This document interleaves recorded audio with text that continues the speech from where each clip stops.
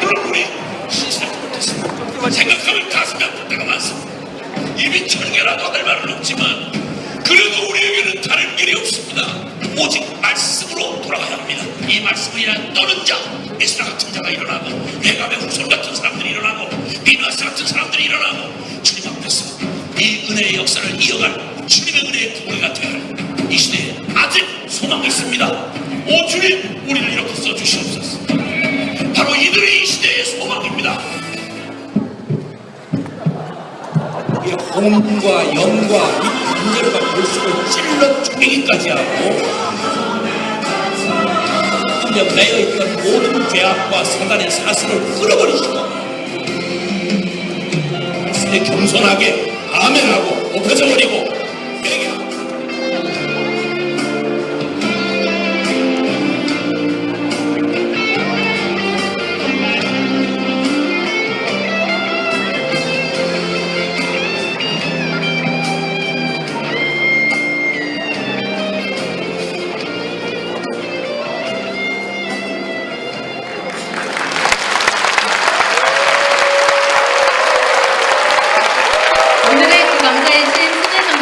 김용윤 선교사님을 소개합니다.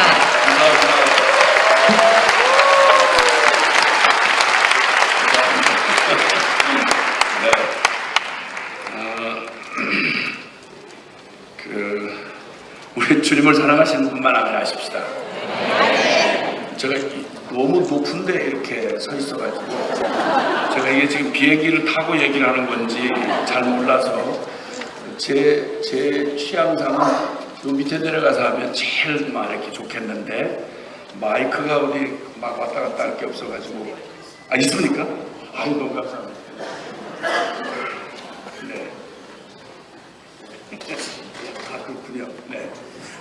처음부터 너무 설치면 또 그럴 것 같아서 처음에는 좀 점잖게 그렇게 시작을 하도록 하겠습니다. 흥분하면 아마 청중석으로 내려갈지도 모르기 때문에 좀 조심을 하셔야 될 것 같고요. 우선 좀 말씀 먼저 좀 함께 봉독하고 하겠습니다. 고린도 후서 5장 고린도 후서 5장 13절부터 19절까지 말씀을 좀 같이 보시면 좋겠는데요. 제가 우리 같이 읽으면 좋겠네요. 예, 아이고, 감사합니다. 같이 함께 우리 항상 성경 대할 때에는 너무 이렇게 급하게 막 어디 쫓기듯이 이렇게 하지 말고 태도 자체부터 하나님 말씀을 대하는 태도로 대하는 게 참 중요합니다. 그래서 말씀을 또박또박 우물우물 이렇게 하지 말고 또박또박 그리고 정중하게 그리고 믿음으로 선포하는 그런 태도로 함께 이제 말씀을 받들어 읽겠습니다. 13절부터 19절까지 같이 함께 시작. 우리가 만일 미쳤어도 하나님을 위한 것이요 정신이 온전하여도 너희를 위한 것이니 그리스도의 사랑이 우리를 강권하시는도다. 우리가 생각하건대 한 사람이 모든 사람을 대신하여 죽었은즉 모든 사람이 죽은 것이라. 그가 모든 사람을 대신하여 죽으심은 살아있는 자들로 하여금 다시는 그들 자신을 위하여 살지 않고 오직 그들을 대신하여 죽었다가 다시 살아나신 이를 위하여 살게 하려 함이라. 그러므로 우리가 이제부터는 어떤 사람도 육신을 따라 알지 아니하노라. 비록 우리가 그리스도도 육신을 따라 알았으나 이제부터는 그같이 알지 아니하노라. 그런즉 누구든지 그리스도 안에 있으면 새로운 피조물이라. 이전 것은 지나갔으니 보라 새 것이 되었도다. 모든 것이 하나님께로서 났으며 그가 그리스도로 말미암아 우리를 자기와 화목하게 하시고 또 우리에게 화목하게 하는 직분을 주셨으니 곧 하나님께서 그리스도 안에 계시사 세상을 자기와 화목하게 하시며 그들의 죄를 그들에게 돌리지 아니하시고 화목하게 하는 말씀을 우리에게 부탁하셨느니라. 아멘. 아멘. 오늘 말씀을 이제 받들면서 우리 주님께서 우리에게 주고자 하시는 말씀 함께 나누고 싶은데요. 먼저는 큰 도전을 받았습니다. BBB와 직접적인 연관을 가져본 적은 없고 오래전에 BBB의 어떤 지역 모임이었는지 아마도 꽤 오래된 것 같은데요. 그때 한번 이렇게 직장인 이렇게 선교를 하시고 있는 분들이 계시구나 라고 하는 걸로 참 도전을 받았다가 오늘 또 우리 대표께서 이렇게 비전을 나눠주시면서 정말 어느 선교지보다도 가장 치열하고 그리고 지난한 그런 싸움의 현장이 사실은 삶의 현장이자 직장인데 솔직히 그냥 내놓고 이렇게 저처럼 그냥 드러내놓은 성직자가 돼서 혹은 또 선교사의 이름으로 어느 다른 나라에 가거나 이럴 때에는 그래도 좀 쉬운 것 같아요.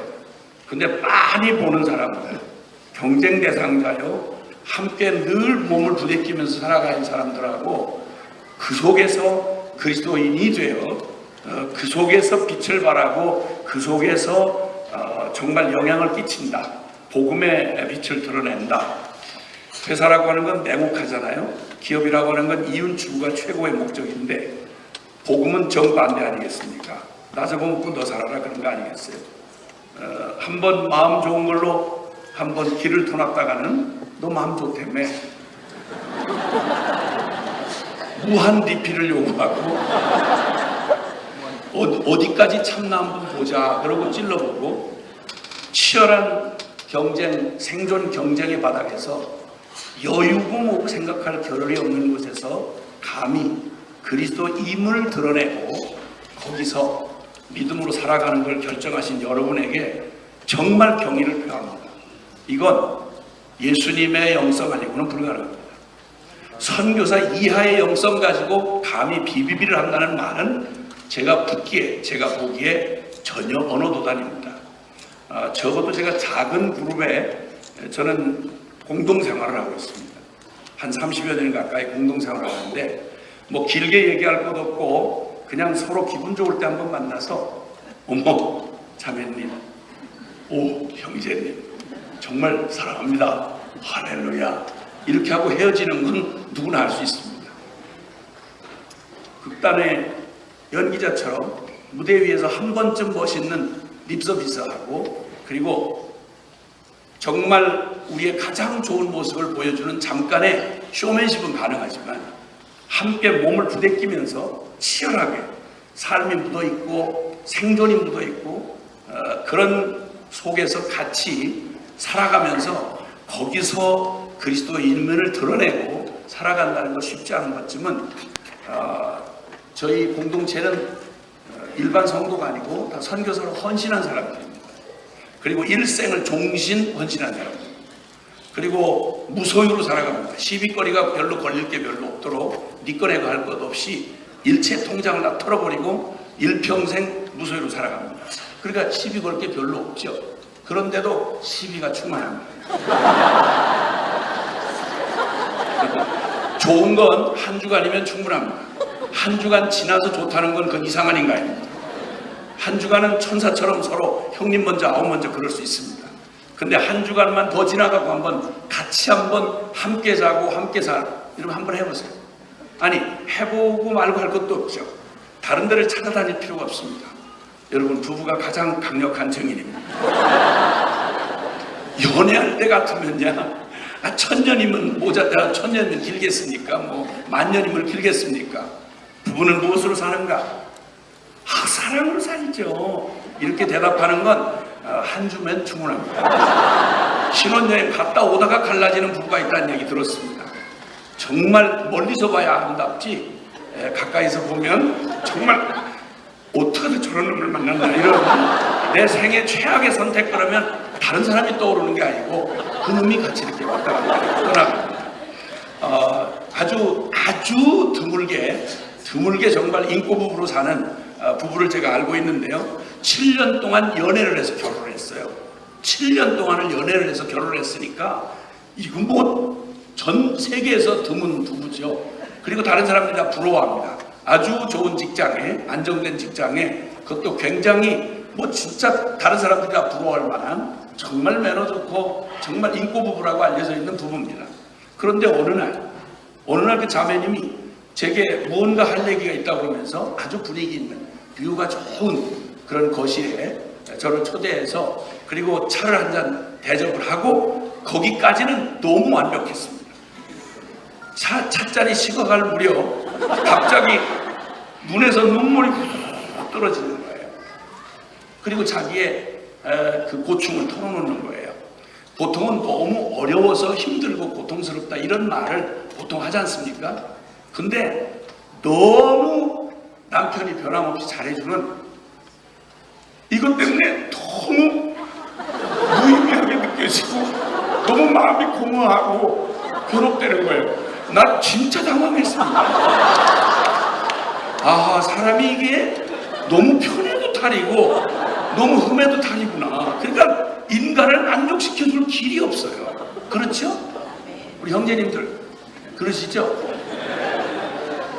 부모한테도 못해본 최고의 서비스를 해도 나하고 같이 사는 여자의 그 무적행 같은 욕심을 채워줄 길이 없다는 걸 그 아는 데에는 별로 그렇게 시간이 많이 필요하지 않습니다. 심심한 위로의 말씀을 드립니다.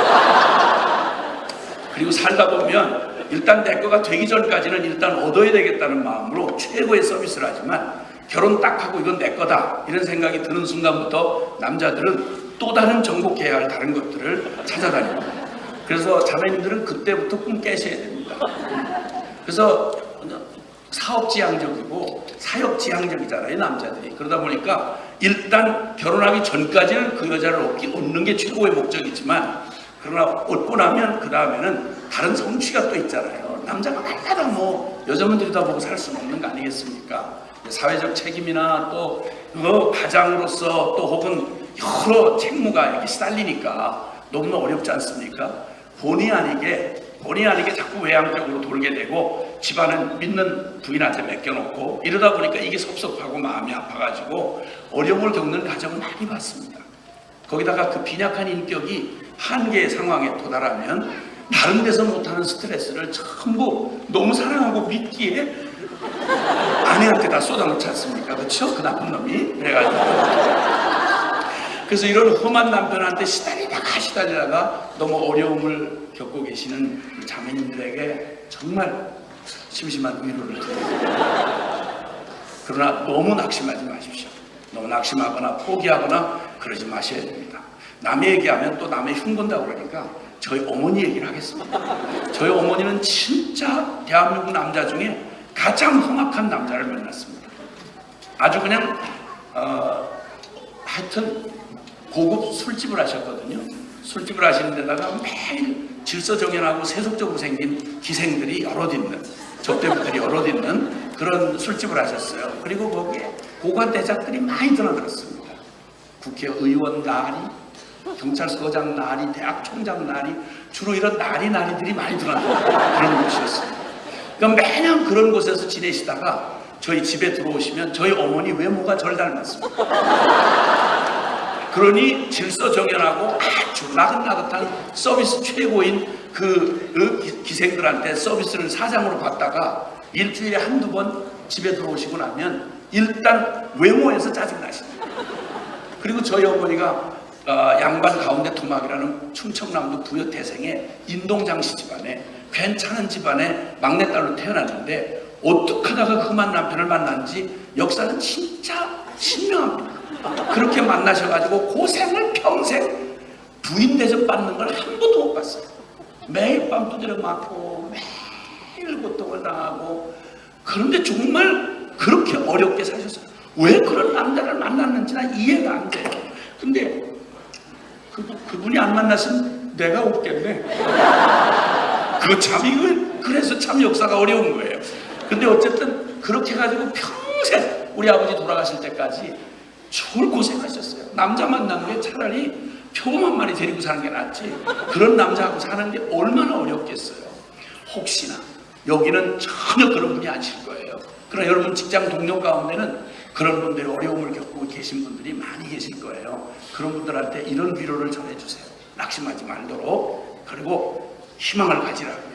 조금만 기다리면 그놈이 반드시 죽는 날이 온다. 그걸 가르쳐 주셔야 돼요. 그래야 용기를 갖고 그 낙심을 하지 않죠. 그래.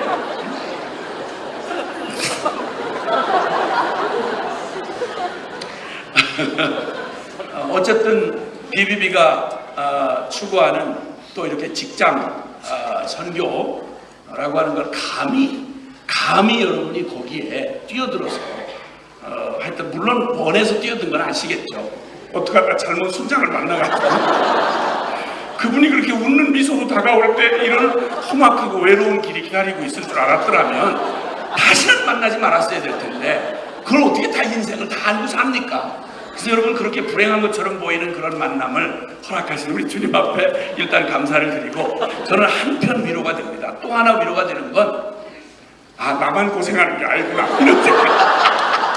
아니 똑같이 예수 믿는 한 진짜 교회 집회하고 다니면 마음에 어려움이 있어요. 그래서 어제도 제가 또 어젯밤에도 막 가서 이제 교회 가서 얘기를 했는데요.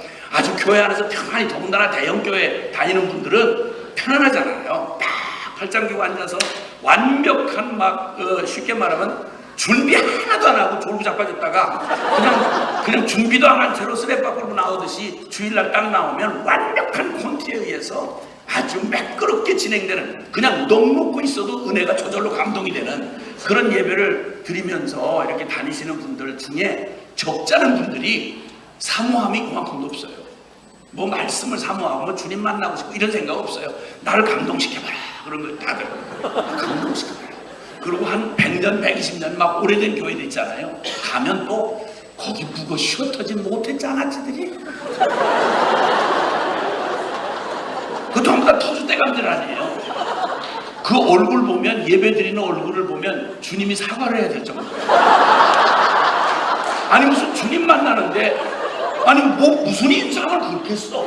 아니 표정이 그냥 제가 이렇게 딱 보면 보통 3대 4대째 모태신앙들 있잖아요. 3대 4대 이렇게 이어내려온 모태 집안에 거기에다가 또 3대째 장로 집안의 장로든지 아니면 목사 집안의 뭐 권사 딸 권사든지 이렇게 해가지고 오래 묵어가지고 그래서 몇 대째 모태신앙 집안에 몇십 년 묵은 근인지 내가 이렇게 보면 대강 알겠어요. 얼굴 표정만 보면 알아요. 어떻게 아느냐면 이게 딱 보면 거의 제가 이렇게 맞춰 지금 실험해볼까요? 여기서는 안 통해 여기서는 안 통하는데 여기는 왜 비비비니까. 근데 다른 데 가면 전통적인 교회 가서 제가 딱 이렇게 짚어보면 아니 누가 그렇게 얘기해요. 누가 그 얘기를 하는데 딱 이렇게 찍어가지고 몇 대째 신앙 모태 집안에 한 30년 묵은 근이군요 이렇게 하면 어머! 어떻게 알았냐는 거예요. 어떻게 알았니? 아는 게 간단해요 여러분. 아는 간단해요. 성령님이 안 가르치셔도 돼요. 그건 어떻게 되냐면 표정 보면 알아요. 이렇게. 표정 보면 예수 믿는 건 어려워. 잘 믿는 건 진짜 어려워. 이렇게 해서 주름이 흘러내린 각도, 깊이, 길이, 개수 이걸 딱 보면 어지간히 있죠. 오래 묵을수록 표정이 흘러내렸어요. 그래서 주님이 사과해야 돼. 나 미안하다. 너 예수 믿게 해서 나 진짜 미안하다. 너 어떡하냐? 이거 어떡하면 좋겠냐? 이럴 정도로 이런 기괴한 분들이 예배당 안에 정말 많아요. 죽지 못해 끌려나와가지고 오랜 세월에 들은 건 많고 다른 건 제대로 믿어지진 않는데 제일 모태신앙들이 제일 찝찝하게 먼저 생기는 믿음이 있더라고요. 내가 보니까 그게 뭐냐면 지옥이 진짜 있으면 어떡하지? 그런 믿음. 그러니까 은혜는 전혀 안 받으면서도 나올 생각이 없으면서도 그냥 운명처럼 나와요. 주일날 큰 인상을 일가고 나와가지고 그냥 그 1시간도 못 채워가지고 날 보고 설교 길게 한다고. 날 보고 우리 목사님은 25분 이상 안 한다는 거예요. 그리고 특별 부흥회 강사로 불러다 놓고 날 보고 25분 만에 끝내래요. 날 보고. 그래서 제가 가서 한 번은 하도 기가 막혀서 그럼 제가 시를 한 수 읊어드릴까요? 그랬어요. 제일 어려운 게 저는 그냥 저 같은 놈 무식한 놈 누가 부르겠어요. 주로 부르는 저 묻기가 영적으로 말하면 영적 노가다예요. 영적 노가다. 그러니까 보통 부를 때 좀 세련된 제목으로 부르는 게 아니라 복음으로 이 사람들을 확 뒤집어 달라는 거예요. 지독하게 불이 안 붙는 사람들은 그냥 그 부지깽이 같은 사람들은 불을 확 붙여달라는 거예요. 꿈쩍도 하지 않은 교인 궁뎅이에다가 막 불을 확 붙여가지고 움직이게 해달라는 거예요. 그러면서 시간은 딱 1시간만 해달라는 거예요. 글쎄 그거 예수님도 가능하실까 이런 생각이. 근데 오늘 이 집회는 놀라운 건 여러분이 이미 은혜 받기로 작정을 하고 계시고, 그리고 남한테 막 은혜를 막 끼쳐주시는 분들만 모여와 있는데, 오늘은 그냥 우리 서로 회포 푸는 거 아니에요? 그동안 당했던 네. 그동안 우리가 솔직히 우리가 무슨 부처 가운데 토막도 아니고, 아니 뻔히 내 성질 하나 감당 못하고 그 더러운 성질 하나 못 받고서 매일 고통인데, 그런데 직장 선교사가 되려면 무한 리필 서비스를 해야 돼. 항상 당하고 속이 이만큼 분이 치밀어 올라도 네 괜찮습니다. 아우 벼락이나 맞더라. 이런 어려움을 당하고 계시는, 어려움을 이렇게 너무 어디다 하소연할 수도 없잖아요. 직장생활이 다 안 돼. 집에 가면 뭐 가족들이 받아주나요? 서로 피곤하니까. 그러니까 서로 짜증내고 어렵고, 어디 가서 우는 때도 마땅 참고. 그리고 여러분 섬기는 교회에서는 여러분에게 또 그렇게 열심히 일하며 직장 선교사라며. 근데 교회에서는 왜 그래? 여러분 사방에서 전부를 요구하니까 나중에는 정말 여기서 안개처럼 사라졌으면 좋겠다 이런 생각이 든단 말이죠. 그쵸? 웃음 끝에도 눈물이 젖어있고, 그냥 내가 무슨 뭐 예수님 가슴으로 내가 이렇게 그러는 건 아니지만 진짜 너무 그렇잖아요. 그렇죠? 그래서 오늘은 다른 거 말고 그냥 우리 아주 탁 깨놓고 어디서도 얘기 못하는 거 탁 깨놓고 한번 그런 회포를 좀 풀고, 그리고 이런 얘기는 우리 주님하고 개인적으로 있을 때는 좀 어렵잖아요. 우리가 단체로 모여 있을 때 우리가 어렵다는 얘기를 이렇게 공개적으로 해야 주님도 들으시고 우리한테 너무 이렇게 일방적으로 다 섬겨라, 착함하라 뭐 이런 식으로 우리는 아무렇게 당해도 괜찮은 것처럼 그렇게 생각하실 수 있단 말이에요. 왜냐면 우리를 너무 성숙하게 보실 수 있잖아요, 주님이. 그러니까 우리도 속상할 때가 있고, 솔직한 말로 남을 위해서 중보기도 한 건 그렇게 빨리 들어주시면서 내 기도는 그렇게 잘 안 들어주시는 이런 느낌이 있으시죠? 맞죠? 그렇게 하고 솔직한 말로 물론 내가 바라는 건 아니지만 그래도 뭐 성진은 뭐 성진시켜주시면 뭐 주님 무슨 나라에 뭐 손해 보셔. 매장 갔다가 그냥 어려운 대로 그냥 한 집으로 돌리시면서 그냥 영적으로만 위로를 받아라. 그럼 영적으로만 살게 하시던지. 이런 게 솔직히 어렵잖아요. 그렇잖아요? 그리고 막 남한테 얘기할 때는 여러분 전도할 때 말이죠, 걱정하지 마세요. 아무도 걱정 마세요. 예수님 주님이 기도하면 그냥 응답해 주니까 행복하다니까 날 보라고 그렇게 얘기를 하지만 솔직히 행복 못한 때도 있잖아요. 죽을 것 같은 때도 솔직히 있잖아요. 그러면 어떤 때는 막 솔직히 막 하면 진짜 뭐 사는 게 각박하거든요. 좀 뭐 다 이렇게 또 대표적으로 간증하시고 하는 분들은 또 잘 되신 분들도 간증 많이 하시지, 과정 중에 잘 꼬이고 안 되고 있는 분을 간증시키는 경우는 많지 않잖아요. 아니 솔직히 그렇잖아. 당연히 그게 그렇잖아요. 그렇잖아요? 그 직장을 기다리는데 뭐 도대체 5년째 계속 직장이 안 생기고 어려울 수 있단 말이에요. 그거 얼마나 어렵게요, 그게. 주여, 눈물 나오려고 그래.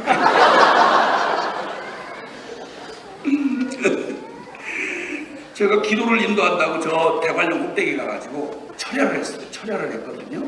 철야하면서 막 태백산맥, 한국의 등뼈 같은 태백산맥을 붙잡고 축복을 한다 그러면서 여기서 이 산맥에서 흘러나가는 금강, 낙동강, 한강 그냥 이 땅을 적시듯이 우리의 기도를 들으시고 주의 하면서 하시고, 하나님 살아계시고 역사를 주가 다스리시고 할렐루야, 부활의 주님, 온 땅의 주인이신 주님이 우와 승리 할렐루야.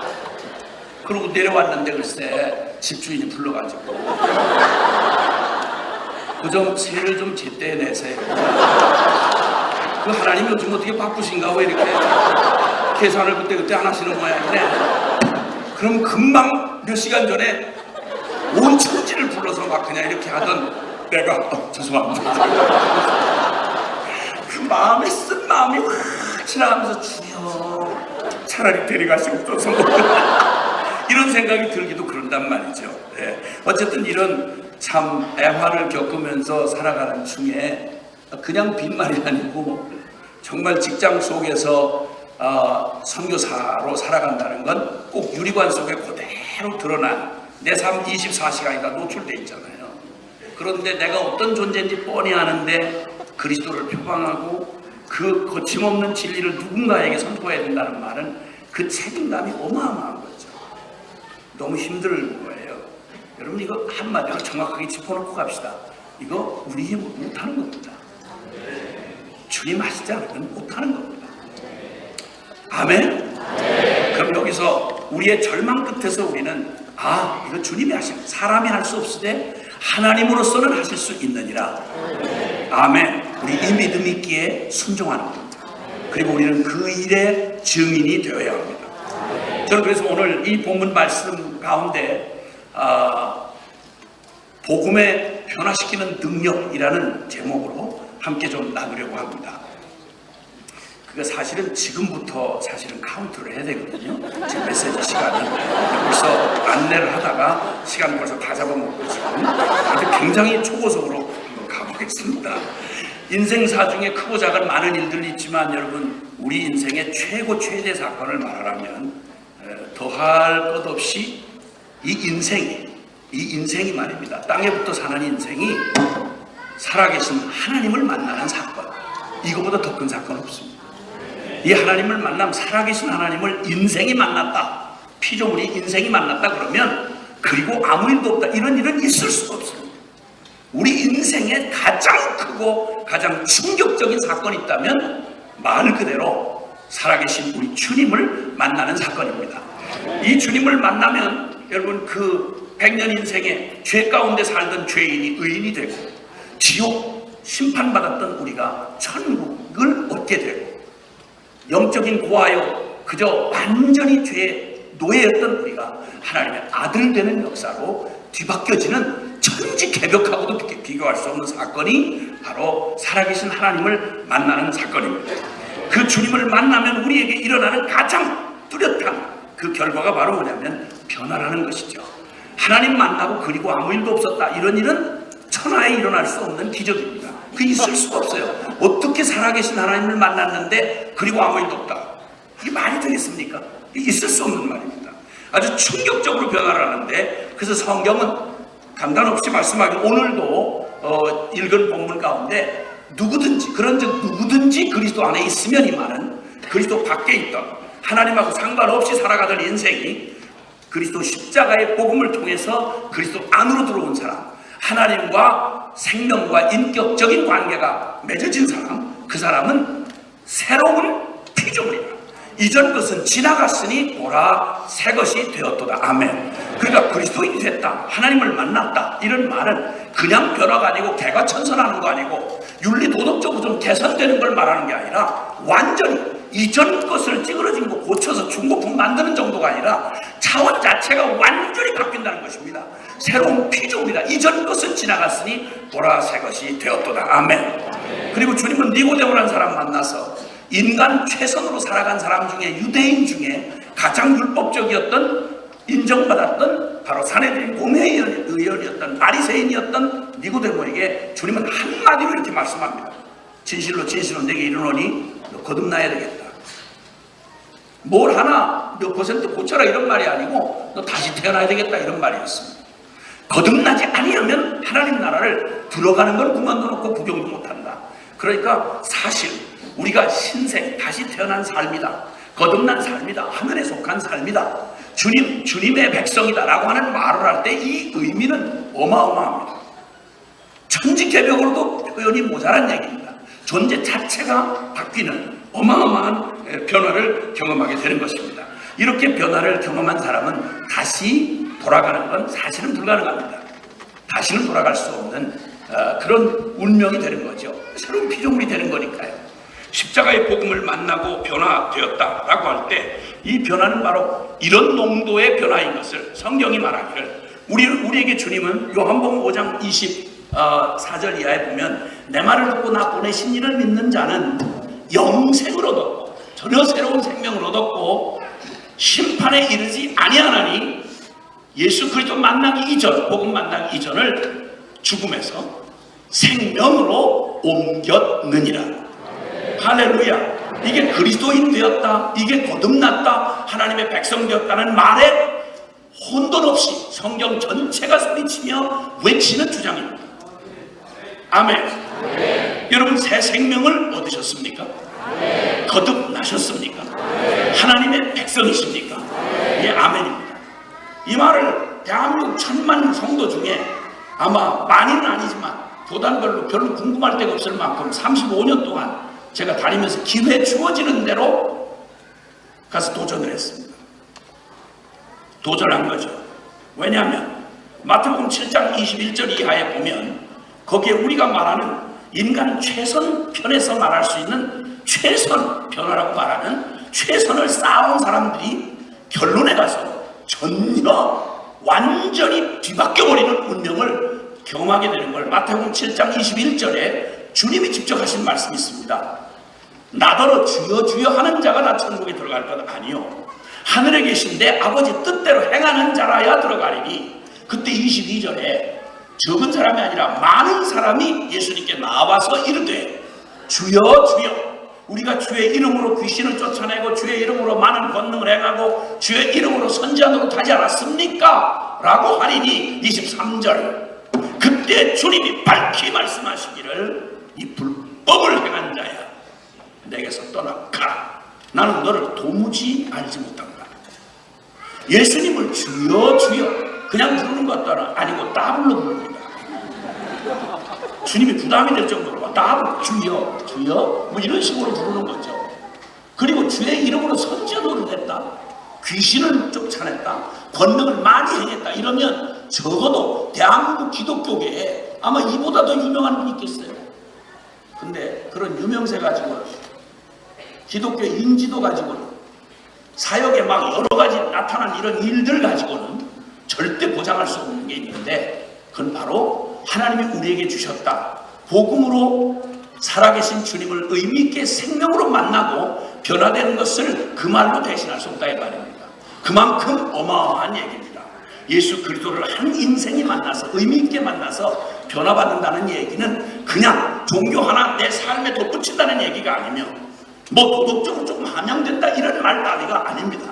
우리의 운명 전체를 통째로 바꿔놓는 것이 되는 것입니다. 아멘. 저는 말씀 잠깐 드린 대로 저는 안모태입니다. 안모태입니다. 그래서 태어나기를 안모태로 태어나서 그리고는 그냥 말 그대로 진짜 예수 예자도 교회 교자도 모르는 상태에서 태어나서 아버지의 삶이 좀 특별하다 보니까 그 춥고 배고픈 시절에 물질로는 부족함이 없었습니다. 아버지가 돈을 잘 버셨어. 그런데 그냥 정상적인 인격을 제가 배운 적이 없고 한국말도 욕을 섞어서 써야 한국말이 완성이 되는 그런 집안이었습니다. 그날은 궁금했던 게 욕이 없이 어떻게 문장 완성되나 이게 궁금했어요. 저 교회 처음 나와가지고 제일 제가 문화 충격을 받은 첫 번째 충격은 사람들이 맨정신에 술도 안 먹고 욕을 한마디도 섞지 않고 그렇게 많이 오랫동안 얘기를 하는 거예요. 그게 저는 제일 문화 충격이었어요. 저희는 욕을 빼면 문장이 다 깨지는 집안이거든요. 욕지거리로 그냥 쌓아놓은 그런 집안에서 날마다 유교 냄새가 불불 풍기는 그저 술, 음란, 그저 도박, 쾌락 이런 걸로 뒤범벅이 돼서 살아가시던 아버지가 저 중학교 2학년 때 비명맹사 하듯이 번개가 의미가 없었던지 거의 삶을 포기하게 자포자기 하다시피 하시더니 어느 날 진짜 말 그대로 비참하게 돌아가셨습니다. 아버지 죽음과 함께 저도 아무런 대책 없이 주민등록이 필요 없는 대한민국 그런 사람들이 모여 사는 데가 있어요. 잘 모르시겠지만 주민등록이 필요 없이 사는 사람들 뒷골목에 내던져진 채로 그리고 거기서 비참하기 짝이 없는 저에게는 청소년기가 없습니다. 그래서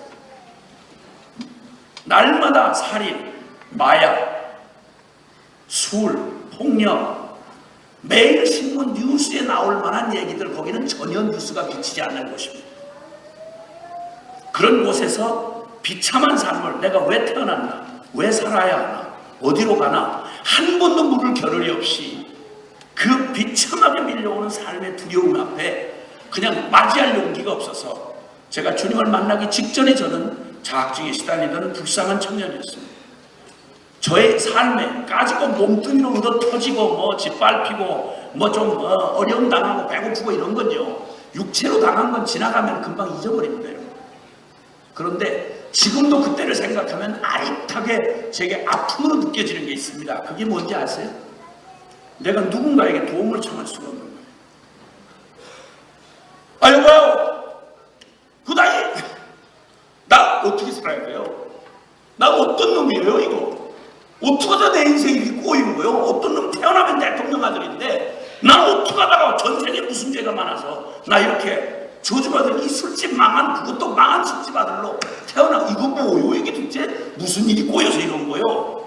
나 그러고 어떻게 되는 거예요 앞으로? 나 이렇게 살다가 요행이 이건 넘어섰다 치자, 그 다음에 뭐 있습니까? 난 누구예요? 어디로 가요? 이걸 물을 대상이 없는 거예요. 여러분 생각해보세요. 외국에 말도 안 통하는데, 저 미국이나 어디 저쪽에 외국에 홀로 뚝 떨어졌는데 전화 걸 것도 없고 아무 사람도 아는 사람이 없는 외국에 뚝 떨어져가지고 사방을 둘러봐도 도움을 청할 사람이 없다. 우주의 미안이에요. 이 황당함, 이 두려움, 제가 바로 가장 제 인생에 가장 어려웠던 게 뭐냐고 묻는다 그러면 저에게 대답은 누구를 부를 이름이 없는 거예요. 날 좀 도와주세요. 네? 나 어떻게 살아야 돼요? 나 왜 이런 거예요? 내 인생은 이거 왜 이런 거예요? 어떻게 희망은 좀 있습니까? 물을 대상이 없는 거예요. 왜냐하면 종교가 없었으니까.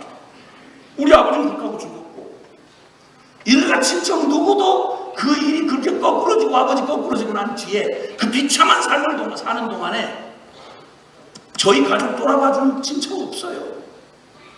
사람이 인심이라고 하는 게 인간 뭐 어려움 여러분 사람 믿을 거 진짜 없습니다. 여러분 사람 믿을 거 없어. 여러분 쓸만할 때 이웃도 찾아오는 거고 일가 친척도 필요한 거지. 여러분 별 필요 없어지면 냉혹합니다. 여러분 세상 그 기가 막힌 삶에 맞이할 용기는 없고 모질지를 못하니 자살도 성공이 안 되고 완전히 쏟아진 물처럼 비참한 그때 주님의 설명할 수 없는 방법으로 저를 어떤 사건에 휘말려들게 해서 교회와 연관된 사건이었어요. 생전 나가보지도 않은 교회에 그 사건을 내가 스스로 변상하고 내가 갚지 못하는 한 자진 출석을 하도록 그 이상한 교묘한 그런 거기에 말려들어가지고 가장 예배당 뒷자리에 조용하게 주일날만 되면 그 어색하기 짝이 없는 예배라고 하는 분위기에 저 쭈그리고 앉았던 이방인이었습니다. 그렇게 몇 주를 듣다가 저도 아무리 뭐 지능지수는 그렇다고 해도 뭐 얘기 대강 하면 알아들을 수 있고 눈치는 잴 수 있지 않겠어요? 교회에서 하는 주 스토리가 진짜 빈약하더라고요. 교회는 매년 같은 스토리를 가지고 울고 먹고 살고 먹고 재탕하고 그러더라고. 내가 계속 참석해 보니까 그 말이 그 말이고 그 말이 그 말이야. 다 설교하는 것도 뭐 뒤집고 제끼고 요리하고 이러는데 내용은 요한복음 3장 16절이야. 천지를 창조한 조물주 하나님이 살아계시는데 하나님이 세상을 이처럼 사랑하사 독생자를 주셨으니 이런 저를 믿는 자마다 멸망치 않고 영생을 얻게 하려 하십니다. 뭐 이 얘기를 찬송가로 풀어서 노래를 하고 기도하는 사람은 억만 죄 가운데 머털보다 많은 죄를 용서해 주셔서 주님 감사합니다 뭐 이러고 그 말이 그 말이고 다 그 말이 그 말이고 설교가 다 그렇고 찬송이 다 그렇고 뭐 하여튼 심지어는 광고도 그렇고 다 그렇더라고. 그게 나중에 뒤에 앉아서 키식키식 속으로 웃으면서 참 빈약하다. 무슨 얘기가 할 얘기 없어. 매냥 그런 얘기나 계속 되풀이하나. 그러던 어느 날 그 스토리가 꿰지던 어느 날 말입니다. 설명할 수 없는 방법으로 그 스토리가 그렇게 전혀 나와 무관했던 스토리가 뒤에서 키득거리면서 뒤에서 쭈그리고 앉아가지고 그러고 있는데 갑자기 그 말이 개인적인 의미로 다가오는데 천지를 창조한 조물주가 세상을 이처럼 사랑해서 살릴 다른 길이 없으니까 멸망할 세상을 살리려고 하나님의 하나뿐 독생자 예수를 십자가에 못 박아 죽이기까지 했다는 이 말도 안 되는 픽션 소설 주제로도 천지의 가장 위대한 신이 70억 인구 중에 제일 찌그러진 쓸어 넣어도 아깝지 아니하는 죄짜가지 같은 나 같은 실패한 놈을 사랑하다 미쳐서 구원할 길이 다른 길이 없으니까 당신의 아들을 대신 잡았다. 아무리 흉악한 픽션을 만든다고 해도 이런 소재를 들어본 적 있으십니까? 난 처음이었어요. 그에 대해 개인적인 의미로 그 하나님이 어처구니 없는 하나님이 나한테 뭐라고 하는 거 아니? 내 개인적인 의미로 깨닫게 하시는데 내가 널 사랑한다. 전 태어나서 문장으로도 부모에게도 들어본 적이 없던 말이 누군가 나를 사랑한다는 이런 표현 따위는 들어본 적이 없습니다. 저는 제 생애에 처음으로 저 아닌 다른 인격에 의해서 내가 사랑받는 존재라는 걸 처음으로 들었던 게 지금 제가 제 목숨보다 더 사랑하는 우리 주님한테서 처음 들었습니다. 그리고 두 번째 의미는 넌 재수없이 태어난 망한 술집 아들 놈이 아니고 넌 내가 너를 대신해서 내 생명을 내어줄 만큼 넌 소중한 놈이야. 넌 소중한 놈이야. 이게 내 마음에 이게 그대로 개인적인 의미로 들리던 그날이 70대 초였습니다. 그때 훌렁 진짜 말 그대로 훌렁 뒤집어졌습니다. 훌렁 뒤집어져. 그때 미쳐가지고 그냥 미친 게 아니라 홀랑 미쳤습니다. 벗었다는 말도 그냥 벗었다는 말하고 홀랑 벗었다는 말하고 차이가 있는 것처럼 제가 홀랑 미쳤습니다. 그날부터 지금까지 40여 년 세월에 내가 뭘 꾸준히 해본 적이 없는 놈의 의지가 약했어요. 근데 다른 건 하나도 제대로 해본 게 없고 제대로 돈벌이도 한번 제대로 해볼 수가 없던 무능한 놈인데 한 가지 확실한 거 하나는 그때 미쳐가지고 지금까지 주님이 저를 지금까지 미쳐가지고 지금까지 점점 그 날로 그 증세가 심해져 가고 있습니다. 점점 이제 슬슬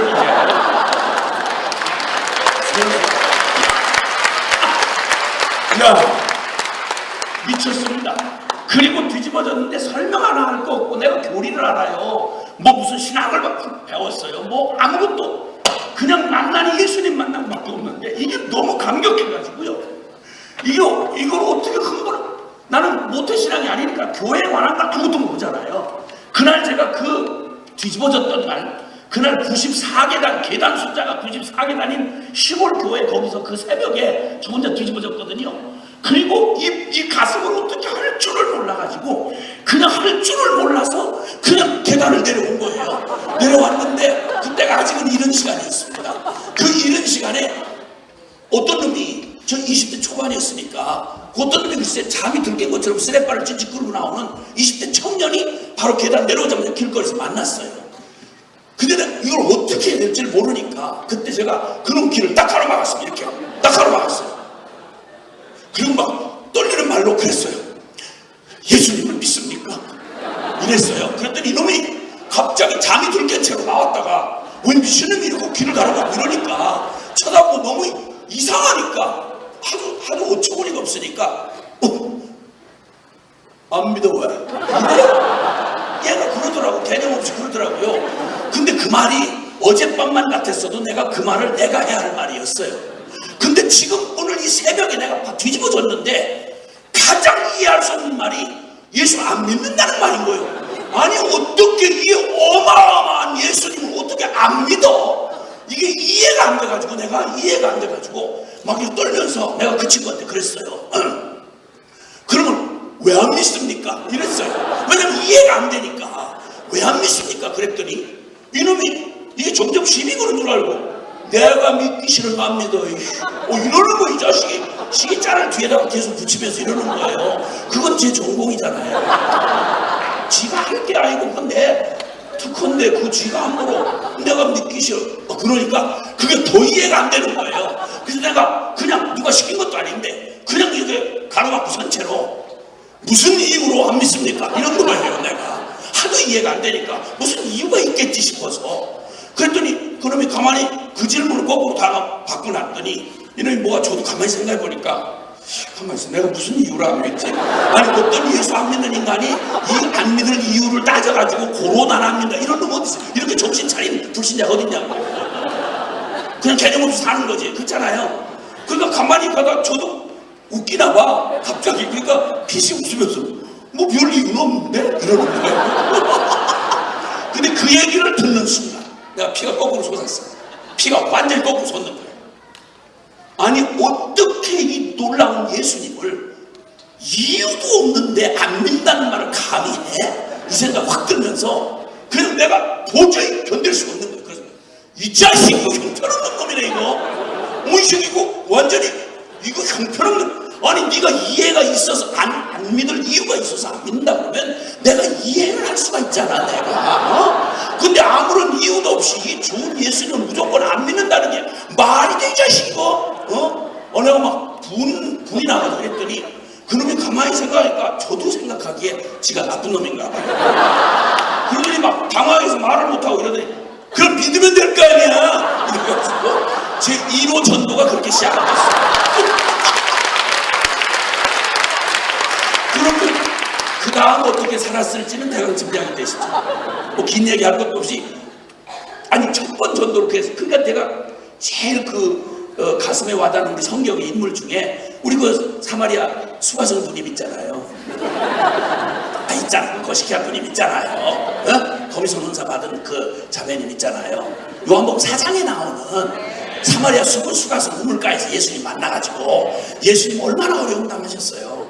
예수님 만났던 사람 중에 제일 시달렸던 사람이 그 자매님이잖아요. 남편이 5 있었는데 그 남편 다 이제 어떻게 사별했는지 이별했는지 하고 그 다음에는 남은 게 거기서 은사만 남아가지고 아무도 믿고 남의 남자 지나가는 거 그냥 저거 내 거야 이렇게 하면 착 달라붙어가지고 거미줄에 잠자리 붙듯이 남자가 달려가가지고 그냥 쥐집 있는데도 못 가고 그냥 거기서 붙들려 사는 그런 능력 있는 자매님 있으시잖아요. 그 누님이 예수님 만나가지고 전도를 한 게 그냥 한 게 아니고 예수님 만나자마자 다른 거 없었어요. 사마리아 성 가가지고 내가 죄인인 걸 말해준 메시아를 만났다 이렇게 해가지고 그 불가능했던 수가성을 그 저주 수가성의 부끄러움이었던 그 운명이 뒤집어져가지고 수가성 전체를 복음화하는 축복의 통로가 됐잖아요.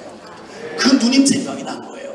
그러니까 수가성 누님 타입의 전도를 제가 한 거죠. 그러니까 말하면 이렇게 해가지고 그때부터 미쳐가지고 누가 시킨 것도 없이 저 그때 주님 앞에 약속을 하기를 해요. 저 무소유로 살겠다 그랬어요. 그럼 중들이 무소유라고 말하는 것과는 차원이 다른 얘기예요. 그 말은 예수님이면 충분하다 이 말이에요. 예수면 다다 이 말이에요. 예수면 다다 이 말이에요. 현실적으로도. 그래서 지금 현실적으로도 무소유예요. 사골세 방한칸도 내일은 뭐 된 건 없으니까 내일 살 거 지금도 보장된 거 없어요. 그냥 그렇게 살아요. 그렇게 40년 세월을 살아왔고 주님 신실하게 한 번도 실망시키지 않으셨어요. 남에게 민폐 끼치도록 안 하셨어요. 그저 오직 주님 살아계신 주님 앞에 기도하고 응답받고 살면서 여기까지 주님 살게 하셨고 여기까지 살게 하신 주님이 앞으로 더욱 살게 하실 거 믿죠. 그리고 무소유로 살 뿐만 아니라 주님 그 예수면 다다 내가 무슨 대단한 제자 훈련 받은 것도 아니고 굉장한 무슨 신령한 하늘 체험을 한 것도 아니고 십자가의 복음이신 예수님 만난 이거 하나 가지고도 이렇게 충분했으면 저 다른 거 몰라도 요한복음 3장 16절 한 절만 가지고 이렇게 미쳐서 살다가 죽으라고 해도 저 전혀 지장 없어요. 생각해 보세요. 하나님이 세상을 이처럼 사랑하사 아들을 잡을 만큼 나를 위해서 아들을 내줄 만큼 날 사랑했다. 무슨 말을 더 필요가 하죠? 무슨 축복이 이보다 더한 축복이 있겠어요? 그때로부터 눈물로 신앙생활했어요. 시골교회에서 눈물로 예배를 드렸어요. 제가 기억하기로 제가 예배를 드린 공예배에서 눈물 없이 예배를 드린 게 잘 기억이 안 나요. 교회에서 일 시킬 때까지 기다릴 수가 없었어요. 계속 목사님 따라다니면서 보는 대로 시켜달라고 그랬어요. 집사 그러면 집사 좀 시켜주세요. 집사 좀 시켜주세요. 반사 좀 시켜주세요. 반사 좀 시켜주세요. 구역장 좀 시켜주세요. 이렇게 해가지고 교회에 있는 조직 중에서 제가 직분 중에서 못해본 건 여전도회장 빼놓고 하여튼 저를 지도해준 영적 지도자들이 저를 보고 야 예수 기왕 믿는 예수님 좀 열심히 해봐라. 성경 좀 더 읽어라. 기도 좀 더 해라. 이렇게 말하는 걸 내가 한 번도 들어본 적이 없어. 대부분 너무 그러지 말아라. 너만 혼자 예수 믿냐? 너무 그러지 말아라. 이렇게 하고 말렸지 뭘 더 해보라 이렇게 말한 적이 없었어요. 그래가지고 예수님 믿고 잘 믿으면 천당 데려가신다길래 나는 예배 시간마다 준비하고 나왔어요. 되면 주님이 천당 속가서 데려가시는 줄 알고, 그런데 주님이 천당을 안 데려가면서부터 역사가 복잡하게 보이기 시작합니다. 웬 여자가 하나가 나를 따라다니기 시작했어. 여러분, 사람을 외모로 판단하지 마세요. 저도 따라다니는 여자가 있었거든요. 그리고 정직하고 솔직하게 말씀드리지만 그 여자가 나를 따라다녔지 내가 그 여자를 따라다니는 게 아니라는 건 이건 분명히 짚고 넘어가야 될 얘기예요. 물론 역사는 기록한 사람의 관점에 따라 달리 기록할 수 있죠. 그러나 어쨌든 분명한 건, 여러분, 이건 분명한 사실에 근거한 팩트, 요즘에 유머 잘 쓰는 말, 팩트에 근거한 겁니다. 여러분, 국민 여러분 믿어주시길 바랍니다. 그래서 너무 따라다니니까 미안해서 결혼을 했어요. 결혼했는데 박정희 대통령 시절에는 애 안 낳는 게 애국할 때였잖아요. 그쵸? 그때 그 시대에 살아보시면, 그쵸? 둘 이상 나면 짐승 취급받았어요. 나라에서 픽박하고 뭐 호적도 안 알려준다고 공갈하고 버스 탈 때마다 안내양한테 눈치 보고, 그리고 뭐 별별 소름 다 받았어요. 근데 그렇게 결혼하고 났더니 하나님이 충성되게 여기서 애를 5을 주셨어요. 이름 들어보시면 저희 집안 분위기를 대강 아실 텐데, 제일 큰아들은 죽도록 충성하라 그리하면 생명의 면류관을 내게 주리라, 김충성. 그 다음에 주님의 조건 없는 헤세드 사랑, 조건 없는 사랑, 그걸 한국말로 표현해서 김이내. 그 다음에 이 백성은 내가 나를 찬송하려, 나를 위하여 지었나니 찬송하게 하려 함이라, 이렇게 하신 말씀. 그래서 김찬송. 그 다음에 은혜를 받고 났더니 만사가 다 하나님이 응답해 주신 거더라고. 다 응답이야. 내가 뭘 잘해서 내가 뭐 이렇게 해서 한 게 아니고 다 응답이더라고. 그런데 넷째 딸이 태어난 거예요. 잠깐의 망설임이 있었지만 김응답.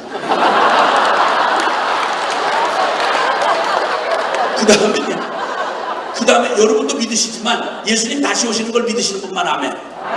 근데 주님이 오시려면 조건이 있어요.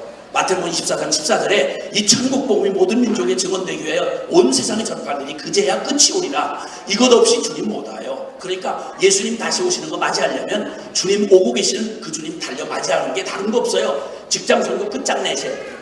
끝을 내셔야 돼요. 온 열방의 모든 민족이 돌아와야 주님 오신다는 거예요. 이거 진짜 믿으세요? 그 은혜를 왕창 받고 있을 때 막내 아들놈이 태어난 거예요. 주저없이 김선교죠. 그 자식은 직장도 못 갖고 또 취직도 못해요. 사업도 못해요. 왜냐면 이름이 선교니까. 그래가지고 그냥 운명이 선교사인 줄 알고 그냥 그렇게 태어나가지고 그냥 이름이 선교사니까. 그래가지고 아주 중학교 때면 할 거 할지 못할지 다 깨닫고 몰래 이래가지고 사건 저지르고 돌아다니다가 막판에 한꺼번에 일괄 적폐청산을 하게 된 거예요. 이래가지고 만났는데, 아니 나 같은 집안에 어떻게 이런 놈이 나왔나? 너 숨 그만 쉴래? 이래가지고 숨 좀 더 쉬고 싶다 뭐 이래가지고 그래가지고 다시 회개했는데, 너 어떻게 이런 이따구 짓을 했냐? 그랬더니 자기는 한 번도 태어나서 선교사가 안 된다는 걸 생각해 본 적이 없대요. 근데 그 말하고 중학교 때 모범생들만 데리고 다니면서 가진 죄를 다 짓고 돌아다니는 이게 행동하고 이게 어떻게 맞냐, 이게 무슨 말이냐 그랬더니, 아빠도 아니 생각해보세요. 어차피 선교사가 될 사람인데 나중에 선교사 돼가지고 타락하면 얼마나 많은 영혼이 다치겠냐는 거야. 그러니까 중학교 때 빨리 죄를 짓고 회개하고 그 다음에 새 사람 돼가지고 선교사가 돼야지, 이따오 소리를 해가지고 나를 어렵게 하는 이런 애들 데리고 사는 사람이에요 제가. 그래서 이런 집안입니다. 이런 집안이고, 그래서 태어나서 내가 보니까 나 같은 놈이 지구촌 끄트머리, 복음이 시작된 예루살렘 기준으로 말할 때 땅끝 끄트머리에 제가 대한민국에 태어났잖아요. 우리 집안 안모태 집안이라 복음을 스스로 들을 수 있는 가능성이 없잖아요. 더군다나 술집을 하셨으니 술집 드나드는 고객 중에 장로님이 계시겠어요? 술집에? 그런 술집에? 장로님 오시겠어? 안 오겠지. 이거 만날 기회가 없는 거예요. 집사는 혹시 오면 그 날라리 같은 게 하나 와서 전도하겠어요? 전도를. 그러니까 복음을 들을 기회가 전혀 없는 거지 뭐. 전혀 없는 거지. 이런 불가능한 나에게 어떻게 태어나서 운명으로 복음을 만날 수 없는 내가 내 일생 최대 사건이나 예수 만나고 뒤집어진 건데, 영원히 지옥 갈 뿐만 아니라 이 짧은 지옥을 향해 가는 동안에도 죄의 종로로 타다가 죄에 쓸려 다니다가 그렇게 죽을 비참한 놈을, 이걸 구원 얻을 이 어마어마한 복음을 주님 들려주시려고 지구촌 끝에서 여기까지 하나님이 끝없이 선교사들 보내주어가지고 내가 이 복음 받았구나 생각하니까 내 자식에게 뭘 남기겠어요? 삼성이 현대 보내는 거 가지고 막 그렇게 목을 걸겠어요? 국무총리 시키려고 난리를 치겠어요? 아니요. 그거 안 믿는 사람도 할 수 있잖아요. 그럼 적어도 복음을 가진 내가 선택의 여지 없이 내가 주님이 아니라고 해도 내가 사정을 해서 매달려서 부탁해야 될 내 자식들에게 줄 최고의 유산, 최고의 유업이 뭐겠어요? 설교밖에 더 있겠어요.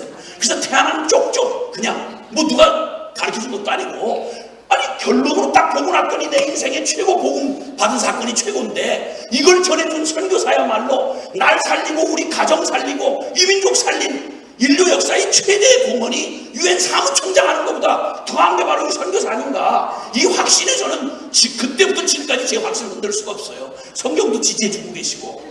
주요 아멘 안 한다고 해서 이게 뭐 내가 흔들릴 일은 아닙니다, 여러분. 아멘. 그래서 애들 낳는 쪽쪽 다 선교사를 바쳤어요. 다 바쳤어요. 이게 모태신앙의 애환이죠. 모태신앙은 오늘 날 태어나고 보니까 지 인생이 이미 짙게 알고 바쳐졌다는 걸 깨닫고 막 몸부림을 하는 게 그게 모태신앙의 아픔이잖아요. 우리 애들이 다 그랬어요. 약간의 몸부림은 있었지만 한 번 바쳐진 걸 주님은 절대 안 놓치시거든. 그러니까 여러분도 어디 가서 은혜 받을 때 조심하셔야 돼요. 그때 준비도 안 됐는데 주여 내가 여기 싸우고 날 받으셔 이랬다가 여러분 그거 잊어버릴 수 있어도 주님은 잊어버리지 않아요. 순수하시더라고요. 너 그때 왜 손들었니? 너 그때 왜 일어났니? 이러시고 끝끝내 추적하셔서 결국은 선교사 만드시고 말아요. 그래서 제가 선교지 돌아다니면서 그 선교지에서 이렇게 선교사님들한테 아니 똑같이 믿는 예수인데 어떻게 믿었길래 이렇게 선교지까지 와서 고생을 하냐 그러면 감사로 나는 눈물 흘리면서 주님의 은혜 너무 이럴 줄 알았어요. 근데 막 신경질 내는 나한테 내가 뭐 되고 싶어서 됐어요? 뭐 이러는 거예요. 그러니까 아니 그런 억지 선교사가 어딨냐고. 뭐 무슨 사연으로 그럼 선교사가 됐냐고 그랬더니 글쎄 무슨 뭐 교회에서 뭐 잠깐만 날마다 집회도 많이 하고 그래. 그날도 직장에서 막 피곤해가 늦었는데 다 끝났겠거니 싶어서 목사님 날마다 내가 나갈 때는 못 보시구나. 안 나가면 정확하게 왜 안 나왔냐고 그러니까 너무 스트레스 받고 그래가지고 직장 끝나자마자 밥도 먹고 갔는데 얼마나 피곤한지 남은 시간이 10분밖에 안 남았는데 그 사이에 도착해가지고 10분 안에 또 졸아버린 거예요. 10분을 못 견디고. 근데 졸았는데 사람들이 우르르 일어나더래. 그래서 이게 졸다가 깨가지고 이게 축도하고 마치는 분위기인가 보다. 그럼 같이 일어났대요. 나중에 알고 봤더니 그게 세상에 선교사 콜링하는 시간에 일어난 거예요.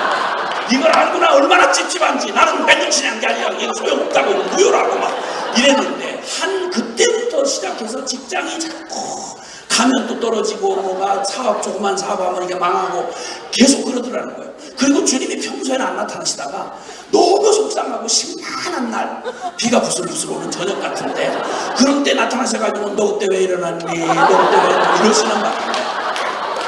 이렇게 스트레스 걸려 죽느니 차라리 선교지 가서 죽자 이렇게 가지고 나왔다고 나한테 막 신경질을 부리는 거예요. 나한테 당신 때문에 나 선교사 됐다고 또 막 이래. 어떤 선교사님은 내가 언제 당신을 내가 만났냐 그랬더니 분명히 당신이 날 보고 계속 막 날 보고 이랬다. 그리고 가만히 얘기를 추적해보니까 수천 명 모이는 젊은이 집회 때 제가 막 얘가 막 손을 하는데 국적정 다수를 향해서 이랬는데 분명 자기만 보고 계속 이렇게 찍는다는 거죠. 그냥 너무 압박을 받아가지고 할 수 없이 하나님이 날 계속 좀 쪼는구나 이래가지고 결국에 선교지 나왔다고 나 짜증내면서 지금도 선교사라고 했어요. 기왕하는 걸 왜 짜증내냐고. 저희 아이들은 약간의 몸부림은 좀 있겠죠. 그래도 다 선교사가 됐어요. 지금 다 선교사가 돼가지고 이제 큰 아들놈 가가지고 이제 아프리카 때 선교사로 처음 어렸을 때 20대 됐을 때 갔을 때 거기 가지고 제가 가장 아프리카에서 가난한 나라 그 나라에 가 있을 때 제가 서부 아프리카를 이렇게 순방하다가 그 나라를 가서 그 아이하고 며칠을 지냈죠. 저 선교사 돕는 사역을 한다고 이렇게 전 세계 돌아다니다 보니까 많이는 아니에요. 6개 대륙에 한 70여 개 나라 이렇게 돌아다니고 있는데 하여튼 가서 이제 아들하고 같이 며칠을 지내고 떠나오려고 그러는데 거기서 말라리아로 몇 번 죽을 뻔했거든요. 고비를 넘겼거든요. 그 20대 젊은 놈이 삐썩 마른 채로 흑인들하고 우통벗어 입은 흑인들하고 아시아 놈이 거기서 같이 몸 섞어서 이렇게 하고 보이지 않는 영원한 소망을 얘기하면서 사역하고 있는 아들놈을 거기다 두고 저는 먹고 사는 게 좋은 데로 돌아올래니까 갑자기 마지막 날 밤 제가 어려워지기 시작하는데 죽겠더라고 진짜. 못 겪는 경험 못 해본 도저히 내가 새벽을 맞이하고 떠나올 용기가 안 나는 거예요. 그래서 주님 앞에 이게 아무래도 얘보다는 내가 준비가 안 돼서 안 되겠으니까 취소하죠. 하자고 하기는 그렇고 좀 바꾸십시다. 좀 주님 좀 바꿔주세요. 네? 저같이 무식한 놈이 여기 이렇게 딱 맞는 놈이고 우리 아들 준비 많이 된 놈이니까 넓은 무대에서 좀 쓰임받게 해달라고 이렇게 기도를 밤새도록 하는데 우리 주님 특징은 또 우리가 이렇게 쓸데없는 얘기하면 전혀 나타나지 않는다는 거죠. 밤새도록 해봤자 소용이 없는 거지. 그래서 이게 이거 끝이 안 날 것 같고 이러다 내가 왜 이런 짓을 하나, 웬 감상해져서 일어나, 천국 없는 사람처럼, 영혼이 없는 사람처럼 이게 무슨 짓을 하나. 그래서 저를 채찍질하면서 제 영혼 밑바닥에서 끄집어 내 신앙 고백을, 내가 주님을 만나고 그분의 사랑을 붙들려 살아온 날에 내 존재가 된 내 밑바닥에 늘 혼자 철야하고 또 새벽기도 하고 주님 앞에 어떤 순간이든 제가 당하는 인생의 모든 굴곡을 지날 때마다 그냥 그 한마디면 저를 감동시키기에 충분한 그 고백을 끄집어냈어요. 그리고 라면 박스 막 찢어가지고 제 마음을 정리하느라고 막 거기다가 시인도 아닌데 그냥 이 글을 적었어요. 적고는 그걸 카드 대신 남겨주고 떠나올 수가 있었어요.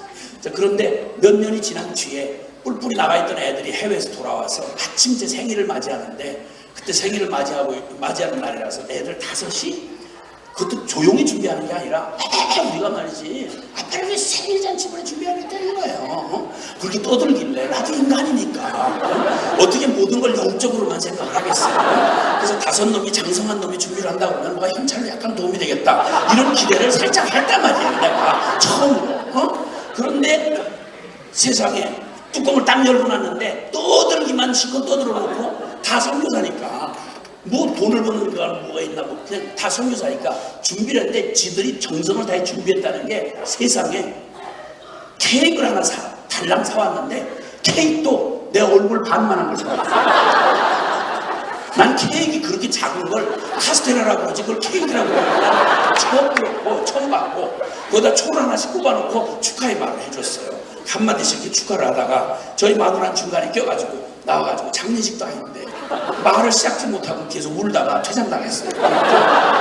그 다음에 이제 큰아들 놈이 이제 마지막 순서를 맡았는데 그놈이 그러더라고요. 아빠 저 서부아프리카 기니비사우에 오셨을 때 그때 떠나시면서 저한테 카드 남겨준 거 기억나세요? 뭐 카드라고 할 수는 없지만 그럼 생각나지. 저 아빠 떠나시고 난 뒤에 그거 저 벽에다 붙여놓고 늘 힘을 용기를 얻곤 했습니다. 거기 마지막에 뭐라고 썼는지 생각하실 수 있겠어요? 그래서 제가 생각을 해보려고 했는데 무리였습니다. 그래서 네가 내 기억력을 걸 알지 않냐 그랬더니 그놈이 대신 소개해준 말 그걸 내가 어떻게 잊겠어요. 제 영혼의 밑바닥에서 올라온 고백인데 이렇게 쓰셨습니다. 그러면서 그놈이 들려주는 말 사랑하는 아들아 우리 땅끝에서 죽어 하늘 복판에서 만나자. 아빠 그거 제 마음에 새겼습니다. 믿음의 선배를 해주셔서 고맙습니다. 저의 장기 사역지를 위해서 기도하던 중에 지구촌의 마지막 테러 국가라고 알려진 한 민족을 생각나게 해주었습니다. 거기 가기로 했습니다. 그 땅 끝에서 죽어서 하늘 복판에서 아빠 떳떳하게 만나고 싶습니다. 험한 애비 만나가지고 애들 평범하게 살던 아이들 중에 대한민국 아이들 중에 꼭 우리 아이들 잘한 얘기를 하면 저 큰아들 놈 잘한 얘기를 누가 나이 먹는 사람한테 그 얘기를 간증을 하면 그 충성형제는 6.25 전사람이야 후사람이야 이렇게 얘기를 한다 그래요. 무소유로 살 뿐만 아니라 지금도 오직 하늘 소망 가지고 순종하는 저희 가족에게 예수 그리스도는 전부예요. 우리의 가치이며 우리의 사상이며 우리의 비전이며 우리의 전공이며 우리 전부예요. 죽을 고비 몇 번을 넘기고 애들 키우려면 여러 과정을 거치잖아요. 주님 한 번 바라보고 자식들을 변화시켜가지고 이제는 큰아들로 결혼해서 한번 잠깐 들어왔다 야나로 들어왔다가 떠나는 날인데 그 첫 손주를 데리고 가는데 저희 며느리가 앞에서 공항을 향해 나가려고 집에서 나가는데 그러더라고요. 얘 이름아 이제 우리 집에 가는 거야. 그러더라고요. 그래 너네 집은 거기지. 대한민국 국적을 가졌는데 대한민국 땅을 이방 땅처럼 생각하더라고요. 내 손녀 데리고 가면서 제 며느리가 그러더라고요. 얘 이름아 이제 우리 집 가는 거야 너.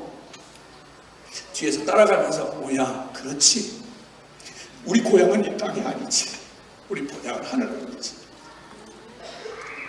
짧은 인생 살아오는 동안에 가장 험하고 의지할 데 없는 저를 한 번도 실망시키지 않으시고 주님이 매 순간 꼭 어린아이 품에 안고 데려가는 엄마 손길처럼 때로는 강한 목자처럼 주님 한 번도 실망시키지 않으셨어요. 저는 알아요. 제가 얼마나 주님을 실망시켰는지. 열심은 읽는데 실수하고 자빠지고 어떤 때로는 죄짓고 그리고 흔들리고. 근데 기억하는 건 나는 흔들리고 주님을 배신할 때가 있었어도 우리 주님은 단 한 번도 나를 모른다고 하신 적이 없으시고 나에게 실망하신 적이 없으세요. 이를 엉망진창 만들어 놓고 내가 나를 용서할 수 없을 때에도 주님은 내 동기를 한 번도 짓밟은 적이 없어요. 나 잘하려고 했는데 주님 기쁘시게 좀 하고 싶어서 했는데 결과가 엉망진창인 거예요. 근데 주님이 그런 나의 동기를 짓밟지 않으세요. 됐다고. 내가 너의 그 동기를 기뻐한다고. 네가 나 사랑해서 했지 않느냐고. 그러면 됐다고. 좋으신 하나님, 가장 완전하신 하나님, 그 주님이면 충분하기에 우리 자식들에게 저 다른 거 아무것도 남겨준 게 없어요. 유언장 써놨다가 그것도 찢어버렸어요. 이것마저 사치스럽다. 예수면 충분하다. 예수면 다다. 그리고 사랑하는 조국 위에서 섬기고 살아오는 동안에 저 사람을 만났는데 저는 다른 걸로 만나지 않잖아요. 복음 가지고 사람을 만났어요. 전임 자역자로 부름받아 35년 동안 사람들 만나면서 물론 수많은 것들 여러분 주님 없이도 인간에게 주신 기본적인 능력들이 있어서 지살궁이 다 해요. 이 땅에 진짜 필요한 사람들이 있어요. 누군지 아세요? 이 땅에 주신 유일하신 영원한 완전한 복음 예수 그리스도예요. 아멘. 암병으로 마지막 그 암병동에서 마지막 순간을 기다리는 죽음의 두려움에 사로잡힌 사람에게도 이 땅의 어떤 위로도 위로가 될 수 없지만 예수 그리스도야말로 그에게 줄 수 있는 최고 최대의 현실이고 기쁨이에요. 아멘. 모든 걸 다 얻고도 허망함에 빠져서 자살을 꿈꾸던 바로 그런 허망한 인간에게도 예수 그리스도만이 유일한 복음이에요. 다 깨져서 이용도장 다 찍고 무슨 훈련으로도 안 되든 어떤 치유로도 상담으로 세미나도 안 되든 영혼에게 그 박살난 가정에게 예수 그리스도가 바로 해답이에요. 갈 바를 모르는 정말 비참한 인생들 죄인들에게 날마다 질질 끌려다니면서 이 자아에 포로되어 살아가는 인생들에게 필요한 게 바로 뭐냐면 미련하고 답답해 보이는 것 같지만 고린도전서 1장 22절 이하에 유대인은 표적을 구하고 헬라인은 지식을 구하나 우리는 십자가에 못 박힌 그리스도를 전하니 유대인에게는 거리끼고 이방인은 미련한 것이로되 그러나 부르심을 받은 자들에게는 이 그리스도야말로 하나님의 능력이요 하나님의 지혜니라. 1장 18절에는 십자가의 도가 멸망하는 자들에게는 미련한 것이지만 또 그따위 소리입니까? 그 무슨 또 종교 얘기입니까? 또 정말 지겹네요. 여러분 별소리 다 해도 천하에 영원히 완전하게 완벽한 모든 인류에게 주신 가장 근본적이고 영속적이고 절대적인 복음은 오직 유일하신 예수 그리스도의 복음입니다. 이 복음을 만나면 인생이 뒤집어지고 바뀌어집니다. 그리고 이 인생 이 복음 앞에 부딪힌 나 같은 인생 이 절망에서 소망으로 바꾼 이 복음 저는 다른 이들에게 죄송하지만 외람되게 들리시겠지만 여러분이 저에게 도와줄 거 별로 없습니다. 나름대로 그냥 말이 통하는 한국인 중에 세계적으로 성공했다는 분들 꽤 만났습니다. 그들은 저한테 도와줄 거 별로 없었습니다. 왜냐하면 제가 별로 돈이 필요한 사람이 아니니까. 다른 도움이 별로 필요하지 않거든요. 근데 저는 그들에게 도와줄 수 있었어요. 왜냐하면 복음이 있기 때문에. 복음이 있기 때문에. 여러분 직장에서 수많은 다른 시스템이나 다른 모든 공급은 직장 스스로 살아가는 시스템이기 때문에 갈 수 있어요. 근데 여러분이 꼭 거기 계셔야 되는 이유가 있어요. 그건 사장님도 못하고 회장님도 못하고 어떤 기업 경영자도 할 수 없는 그 무엇으로도 국가도 도와줄 수 없는 일을 오직 여러분이 있어야 할 수 있는 일이 있어요. 그게 바로 여러분 세상을 바꾸려면 사람을 바꿔야 하고요. 사람을 변화시키려면 사람의 중심이 바뀌지 않고는 아무것도 안 바뀐 거예요. 근데 그 중심을 바꾸는 유일한 하나님의 처방이 바로 이 십자가 부활의 복음이에요. 이 복음으로 사람만 바뀌면 여러분 다른 거 시스템으로 이 사회 되잖아요. 인간 못 바꾸면요 세상 없는 좋은 법, 제도, 뭐 아무런 어떤 구조 이것 가지고 절대 세상 안 바뀌는 거 경험해 보셨잖아요. 그 법 가지고 얼마나 서로를 서로 잡고 서로 탐욕을 부리고 얼마나 법을 이용해 먹는지 봤잖아요. 인간 안 바뀌면 아무것도 바뀐 거 없어요. 그런데 유일하게 인간을 근본적 존재적으로 바꾸는 유일한 복음이 바로 이 십자가 부활의 복음인 것입니다. 할렐루야. 복음을 부끄러워하지 아니하노니 바울이 외칩니다. 성령 안에서 내가 이 복음을 부끄러워하지 아니하노니 그는 로마를 향해서 하는 말입니다. 당대의 최고의 로마, 최고의 권세와 권력과 그리고 헬라 철학의 화려함 앞에 그는 유무지하고 별 볼이 없어 보이는 십자가의 초라한 복음을 가지고 죄수의 몸으로 그는 어느 앞에서나 당당하게 외칩니다. 자기를 재판하는 베스도에게 말합니다. 야 바울아, 너 많은 학문이 너를 미치게 하는구나. 너 참 아깝다. 어떡하다 그렇게 이상하게 예수에 미쳤냐. 그러니까 사슬의 메인체로 바울이 말합니다. 베스도가 가요, 아그리빠 왕이요, 여기 있는 귀인들이요, 당신들에게 내가 분명히 말하는데 나는 미친 게 아니라 정신 차린 말을 하나이다. 뿐만 아니라 당신들이 내가 쇠사슬의 메인도 빼고는 당신들이 나와 같이 되기를 원하노이다. 아멘. 이게 복음을 가진 사람들의 당당함이었습니다. 이 복음을 가지고 저도 역시 저 하나도 추스리기 어려웠던 제 인생 가운데 저 삶을 주님이 이 찌그러진 인생 그릇에다가 예수 그리스도 복음을 담아주시고 수많은 젊은이들을 만났고 수많은 이들이 얼마나 많은 이들이 저를 통해서 바뀌었는지 주님이 아시겠죠. 얼마나 많은 민족에게 주님의 이 빛이 비쳤는지는 주님이 아시겠죠. 형편없는 마약 중독자가 뒤집어져 가지고 지금 선교사가 됐습니다. 그 비루한 조폭이 완전 뒤집어져서 목사가 되고 자살하러 가던 대학생 놈이 복음 듣고 그 놈이 생명 살리는 사람으로 뒤집어졌습니다. 사기치고 등쳐먹던 사람이 정직하게 이 땅에서 주님의 나라의 가치를 가지고 의연하게 살아가는 정직한 기업이 됐습니다. 하나님의 복음이 닿는 곳곳마다 어떤 세상의 철학도 어떤 이데올로기도 이 세상의 어떤 구조나 시스템도 학식도 바꿀 수 없었던 사람을 바꾸는 능력을 저는 복음을 통해서 보았습니다. 비참했던 저희 가정도 저희 대의 저주가 끊어졌습니다. 우상 숭배하면서 계속 망한 대표적인 집안입니다. 근데 저희 집안에서 제명에 간 사람이 별로 없어요. 비명 행사하듯이 자살하거나 비명 행사하듯이 죽었습니다. 우상 숭배하다가 아주 찌그러져 망한 대표적인 집안입니다. 근데 주님이 저희 대에 하나님께서 우리에게 복음을 만나게 하시고 이 기가 막힌 망한 술집 집안에서 선교사를 나게 하시고 하나님의 이 참 정말 저 70년 초에 예수님 만나고 그때 대학가에 와 가슴이 떨리는데 이웃도 생각 못하고 살던 지독한 나 하나 생존 경쟁에 살아남는 법 하나 근근히 배워서 이 꼼수 배워가지고 근근히 악착같이 남 등치고 남 디뎌 밟고 성공하는 걸 그걸 무슨 인생 대단한 지략이냐 그렇게 살아가던 가치관 속에서 예수님을 만나고 났더니 민족 복음이라는 단어가 들렸습니다.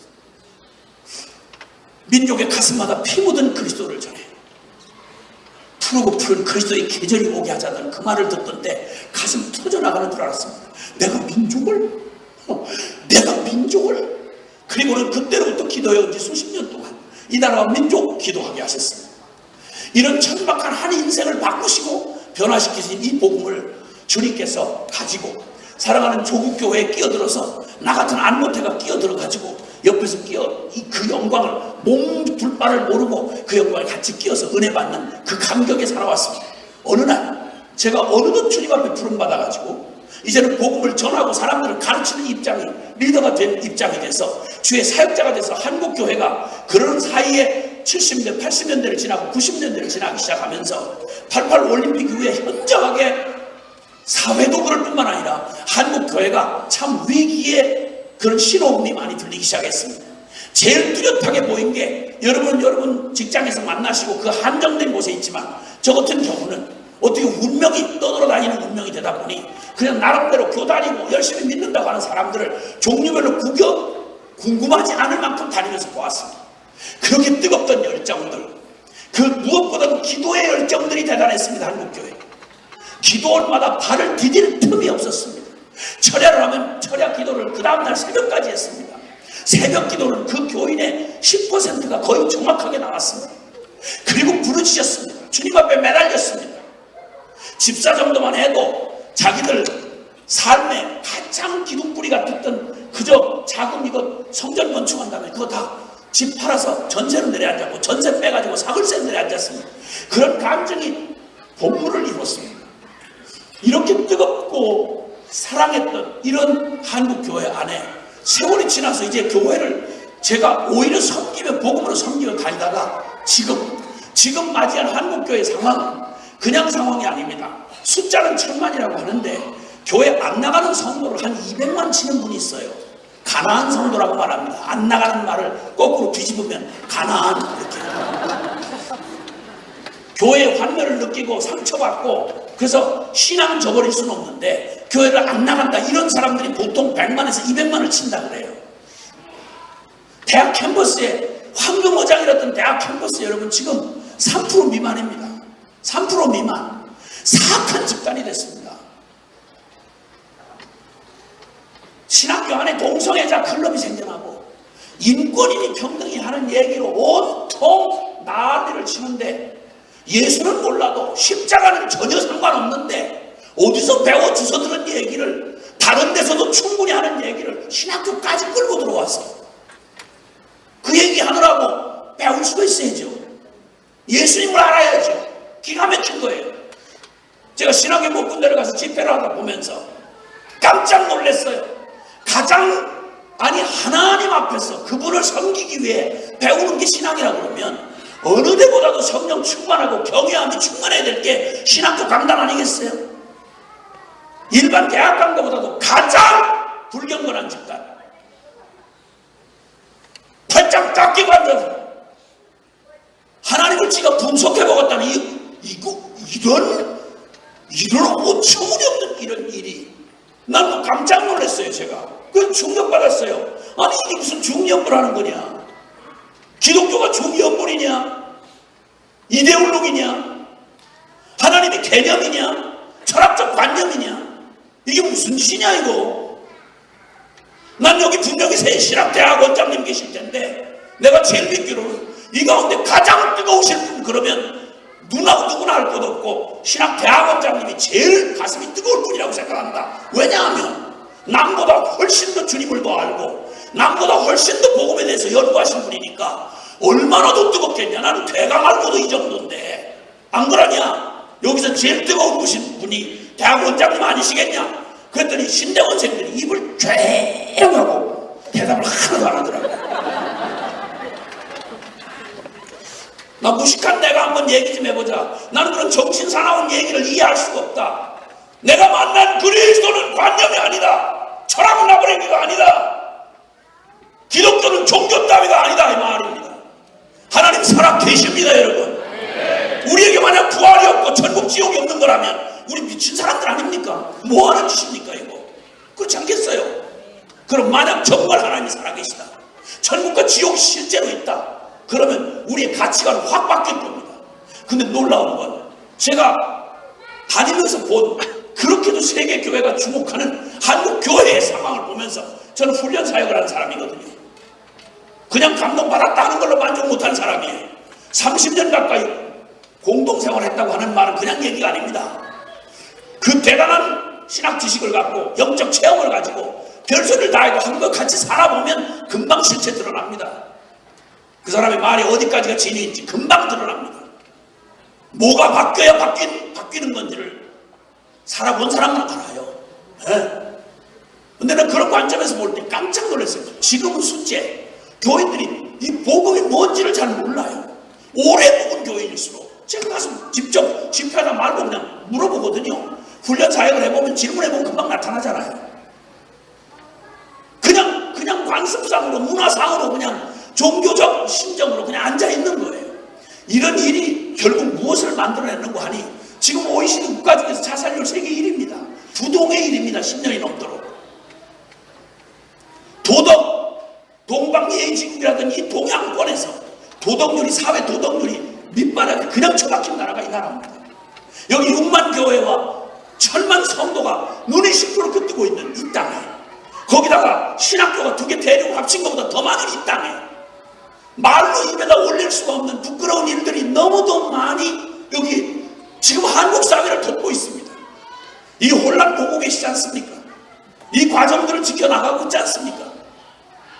여기 교회는 뭐 하는 겁니까? 우리는 어디서 희망을 봐야 합니까?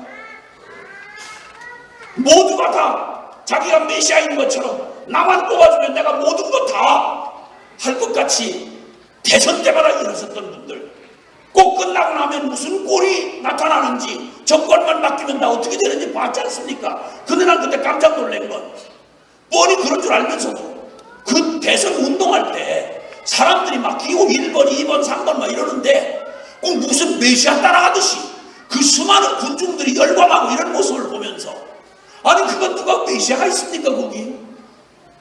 아니 이게 무슨 뭐 봉건주의 시대입니까?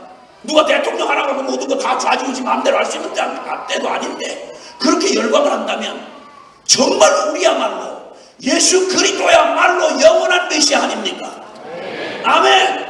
이 복음에 못 미치고 이 복음에 열광 못하는 우리는 뭡니까? 우리 가치관이 안 바뀌어요. 솔직한 말로 죄송합니다. 우리 저 비비 멤버들에게 용서하세요. 그냥 한번 물어보는 거예요. 여러분 정말 우리의 삶의 진짜 가치관이 바뀌었고 우리의 정말 우리 주인이 진짜 바뀌었다면 이걸 숨김없이 부딪혀야 하는 현장이 있습니다. 내 자식에게 뭘 그렇게 남겨주고 싶어 하는지를 보면 그 사람의 진짜 가치관이 그대로 드러납니다. 자식에게 무슨 전공을 그렇게 시키고 싶으셨습니까? 그 대학 왜 이렇게 보내려고 하셨고, 시집장가 보낼 때 자격은 뭡니까? 한 번도 하늘 가치가 세상의 가치와 바뀌어본 적이 없고 여전히 믿는 건 내 이익을 따라서 믿는 건 영생보험령으로 주님을 받고 도우미로는 주님을 부르지만 내 인생의 중심이 바뀌어지지 않은, 여러분 그 기가 막힌 변화되지 않은 겉은 완전히 문화적으로 그리스도인인데 속에 진짜 가치관과 주의는 전혀 바뀌지 않은 사람들을 본다는 건 진짜 안타까운 일입니다. 부자관원, 누가복음 18장에서 주님을 만난 부자관원이 주님이 만난 사람 중에 그렇게 천국에 준비된 사람 없었습니다. 근데 주님이 그에게 딱 도전을 하십니다. 율법 다 지켰고 모태신앙이고 그는 부족하여 아무것도 부족한 게 없는 사람이었어요. 내가 뭘 더해야 영생을 얻겠습니까? 묻는 그에게 주님 뭘 더할 게 아니라 넌 한 가지 오히려 부족한 게 있다. 그의 중심 바닥이 잘못되어 있는 걸 지적하시면서 너 돈이냐 영생이냐, 양자택일의 기로에다 딱 맞붙여 세워놓았습니다. 너 돈이냐 영생이냐. 안타깝게도 누가복음 18장은 안타깝게도 그 부자가 그토록 최선을 다해 천국에 가까웠던 그가 결국 돈과 영생 앞에서 결국은 돈 쪽으로 근심하며 머리를 꼬고 돌아가니라. 그때 주님이 말씀하기를 부자가 하늘나라 가기가 어찌나 어려운지 낙타가 바늘구멍으로 들어가는 것보다 더 어렵도다라고 말씀했습니다. 우리의 중심 안 바뀌고는, 우리의 마음의 중심이 안 바뀌고는 아무것도 바뀐 게 없는 겁니다. 세상에 충격을 주는 건요, 세상에 충격을 주는 건 바로 우리의 존재 중심이 바뀌어서 전혀 다른 가치로 살아가는 사람들, 이 사람들이 진짜 충격을 주는 겁니다. 돈 떨어지면 죽을 것 같은 사람들에게, 돈과 이 세상의 그 모든 게 전부인 양 덜덜 떠는 사람들에게 초연하게 돈에 매이지 아니하고, 그리고 이 땅의 그 천막한 가치에 덜덜 떨면서 막 갔다가 사기치고 거짓말하고 술을 써서 어떡하든지 깎아내리고 짓밟고 하는 이 세상에 거꾸로 된 가치로 오히려 섬기고 기꺼이 주며 초연하게 도 닦아놓던 사람이 아니라 이 진리가 결론이 된 사람, 땅의 가치가 하늘 가치로 바뀐 사람은 그런 짓에, 천박한 짓에 울고 불고 연연하고 싸움하고 그러지 않습니다. 생존 경쟁이 이 바탕 안에서 가장 충격적인 사람은 누군가 아니? 저 도대체 무슨 몇 장을 사는 사람이야? 아니 돈 떨어지면 죽는 줄 아는 사람 이 세상에, 아니 어떻게 저 사람 어떻게 이런 데 기뻐해? 어떻게 저 사람은 무슨 가치가 저런 가치를 가지고 살아? 가장 깊은 도전을 주는 건, 인생의 가장 뿌리채 흔들릴 만큼 도전 주는 건요, 인간이 절대 죽어도 못 떠난다고 하는 바로 그걸 기꺼이 버리고 전혀 다른 차원에 사는 사람 같은, 하늘에 속한 땅을 디디고 살지만 하늘에 속한 삶을 살아가는 사람들의 삶이 충격을 주지 않을 수가 없습니다. 그러니까 만약에 이렇게까지 변화가 되면, 제가 깜짝 놀란 건, 제가 이제 복음을 이렇게 만나고 우리 조국교회와 선교지를 섬기다가 이게 다른 싸움이 아니고 이게 본질적인 싸움이구나 하는 걸 깨닫고 나서, 그리고 이제 다른 얘기가 다 이제 다른 얘기 하고 싶은 마음이 없어졌어요. 가는 데마다 이 얘기하는 거예요. 도전하는 거예요. 사역자든 그냥 전도 대상자든 상관없이 도전을 해보면 깜짝 놀랄 것은, 어쩌면 이렇게 복음을 한갓 별 취급 안 하고 그냥 세례 문답 정도로, 나 그냥 예수 믿었어요, 나 세례 받았어요, 땡, 그건 기초고, 그 다음에 다른 일에 관심이 많은 거예요. 아니요. 지금의 저희 순회 선교단의 주 고객은 현장 선교사들입니다. 현장 선교사님들을 찾아다니면서 문자 그대로 유치원생처럼 그렇게 믿어요. 선교가 완성이 돼야 주님이 다시 오신다니까. 선교가 완성되려면 연합하지 않고는 우리만 잘해가지고 선교 완성 안 돼요. 그러니까 어쩌든지 연합해서 우리 주님 좀 오시게 하자. 일단 그러니까 마음에 안 들어도 일단 연합해서 일단 이 선교만 완성하자. 그러면 주님 오실 거 아니냐. 그러고 순진한 마음으로 선교사님들한테 하소연하고 다녔어요, 전 세계를. 근데 놀라운 건, 처음에는 다 좋은 말로 그냥 명분 있는 말로 다 연합할 것처럼 그러다가 막판쯤 가면 핑계할 수 없는 상황이 딱 됐을 때, 그때 본색이 딱 드러내는데, 난 저 사람하고는 못하겠다는 거예요. 이거 누구 이름으로 하느냐 이거예요. 이러고 자신들의 몫을 찾기 시작하면 왕창 깨지는 거예요. 도대체 가장 영적 일선에 나가 있는 선교사님이 만약에 우리의 이 자아의 욕구를 넘어서지 못한다면, 복음이 우리 자신을 못 바꾼다면, 그러면 이게 남을 어떻게 바꾸겠냔 말이에요. 그래서 그때 털썩 주저앉는 절망을 경험한 뒤에 다른 것 없이 이제 복음으로 해답을 수많은 방법 해봤어요. 관계훈련, 치유훈련, 무슨 훈련, 세미나, 성령 세미나, 별것 다 해보면서 어떻게 하면 이 우리의 한계를 넘어서 복음이 우리한테 실제가 되는, 나의 한계를 넘어서 주님이 나를 다스리시고 주님이 하시는 이 복음의 영광과 능력과 축복을 경험할 수 있겠는가. 이것에 목마르게 주님 앞에 우리의 실패와 좌절을 건너면서 발견하고 난 다음 다른 것 없이 십자가 부활의 복음에다가 독침념하기 시작했습니다. 근데 놀라운 게, 그때부터 불가능했던 일들이 우리 안에 가능한 일로 주님이 보여주기 시작했습니다. 십자가의 복음으로 다시 돌아가는 수밖에는 없습니다. 그리고 그 말은 그냥 교리적 통과가 아니라 그 말이 실제가 되기까지 복음 앞에 치열하게 서야 합니다. 우리는 수많은 하나님의 은혜를 받고 내 수준에서 순종하다가 아마 많은 좌절들을 경험하셨을 거예요. 저희처럼 저희 많은 좌절을 경험했습니다. 그리고 결국 가서 우리는 딱 한 가지 결론에 딱 부딪혔는데, 갈라디아서 2장 20절입니다. 같이 함께 암송하실 수 있으시겠죠? 시작. 내가 그리스도와 함께 십자가에 못 박혔나니 그런즉 이제는 내가 산 것이 아니요 오직 내 안에 그리스도께서 사신 것이니 이제 내가 육체 가운데 사는 것은 나를 사랑하사 나를 위하여 자기 자신을 버리신 하나님의 아들을 믿는 믿음 안에서 사는 것이라. 아멘. 아멘. 이게 내 삶의 실제가 되기까지 주님 진실로 성실하게 저를 다뤄주셨습니다. 이 사실이 실제가 되기까지 주님 앞에 다rum을 받고 나서 이제 사람들을 영적인 관점에서 이렇게 보고 나면 이제 조금은 알겠는 거예요. 어떻게 도와줄지를 알겠는 거예요.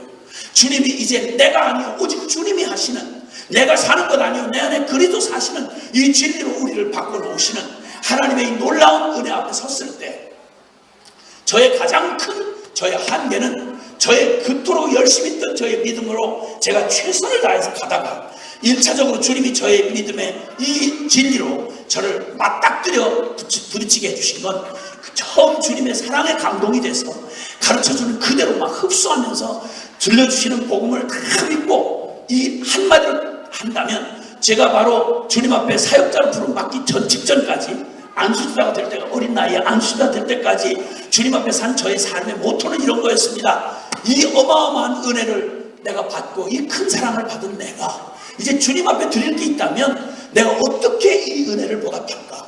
그리고 제가 할 수 있는 최선을 할 수 있는 한 다 했습니다. 그러다 절망에 10년 만에 무릎이 턱 꺾였습니다. 이렇게. 그 꺾인 이유는 다른 게 아니었습니다. 제 내면의 속사람이 바뀌어지지 않는다. 주님이 닮아지질 않는다. 이게 내 영혼에 너무 큰 슬픔이 됐어요. 성경을 알아가고 주님을 알아갈수록 주님은 너무너무 거룩하시고 완전하신 분이에요. 내가 주님을 사랑하는데 주님을 닮고 싶은데 깜짝 놀라게도 신앙이 깊어지면 난 저절로 내 속사람이 덩달아 같이 변할 줄 알았어요.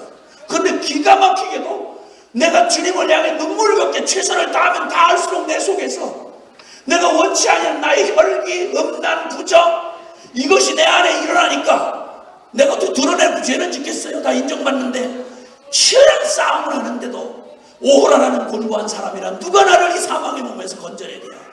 어떻게 해야 내가 내 자신의 내 내면을 이기고 진정으로 내 속사람이 변화되고 그냥 사랑합니다 억지로 쥐어짜서 사랑합니다 이게 아니고 어떻게 내 속에서 막 똑같은 옛날 똑같은 혈기, 분노, 살인에 가까운 증오심 거기다 명분까지 딱 주어지니까 이 의협심을 가장한 나의 이 자기의가 얼마나 이게 차오르는지 미치겠더라고요. 이거 상담을 하고 쫓아다녀보면 사람들이 그러시는 거예요. 저희 지도자들이 목사님들이 이봐 김 집사 자네 왜 이래?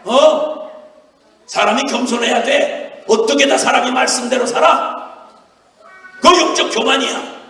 사람이라는 게 어차피 육신을 입고 살면 그냥 뭐 시커멓던 게 그냥 애를 쓰고 하다가 넘어지고 자꾸 회개하고 다시 이렇게 하고 엎어지고 잡아지고 그렇게 하다 보면 시커멓던 게 빗구물이 이어져가지고 나중에 죽어가지고 영화롭게 되는 거지. 무슨 생각을 그따위로 이렇게 영적으로 교만한 거야. 그거는 잘못하면 귀신 들려. 자네는 과잉충성이야. 결론은 딱 한마디로 어떻게 말씀대로 사느냐는 거예요. 그러니까 말씀대로 살 수 없다는 거예요. 어차피 육신을 입고 사는데 어쩔 수 없는 균형을 가져야 된다는 거예요. 그러니까 이런 영향을 받은 이 교활한 죄인들이 어떤 죄인들이 또 까놓고 이런 얘기를 해요. 저는 그렇게 너무 극단적이고 흑백론들을 정말 싫어해요. 그래서 저는 솔직한 사람인데 저는 주님도 사랑하지만요. 그러나 세상을 사랑하지 말라고 자꾸 그러시는데 저는 토가놓고 세상을 사랑해요. 명품도 갖고 싶고요. 그리고 그 명품 갖는 게 죄예요? 너무 이렇게 극단적으로 얘기하는 거 싫어요. 그러나는 정말 솔직히 까놓고 말해서 전 세상도 사랑해요. 그런데 주님도 사랑해요. 그래서 주님도 사랑하고 세상도 사랑하고 그리고 정확하게 말한다면 세상 사랑은 49% 주님 사랑은 51% 그러니까 내가 주님을 조금 더 세상보다 사랑하니까 난 반드시 천국 갈 겁니다요. 이런 괴물들이 많아. 주님은 이걸 균형이라고 해요. 이걸 균형이라고. 너무 극단적으로 얘기하지 말래요. 오늘 제가 얘기하는 이 변화의 중심에 포인트는 극단이라고 말하는 변화는 극단이지 극단 아닌 변화는 없어요. 그 얘기하는 거예요. 이렇게 변화 안 된 사람을 통해서 일이 이루어진다.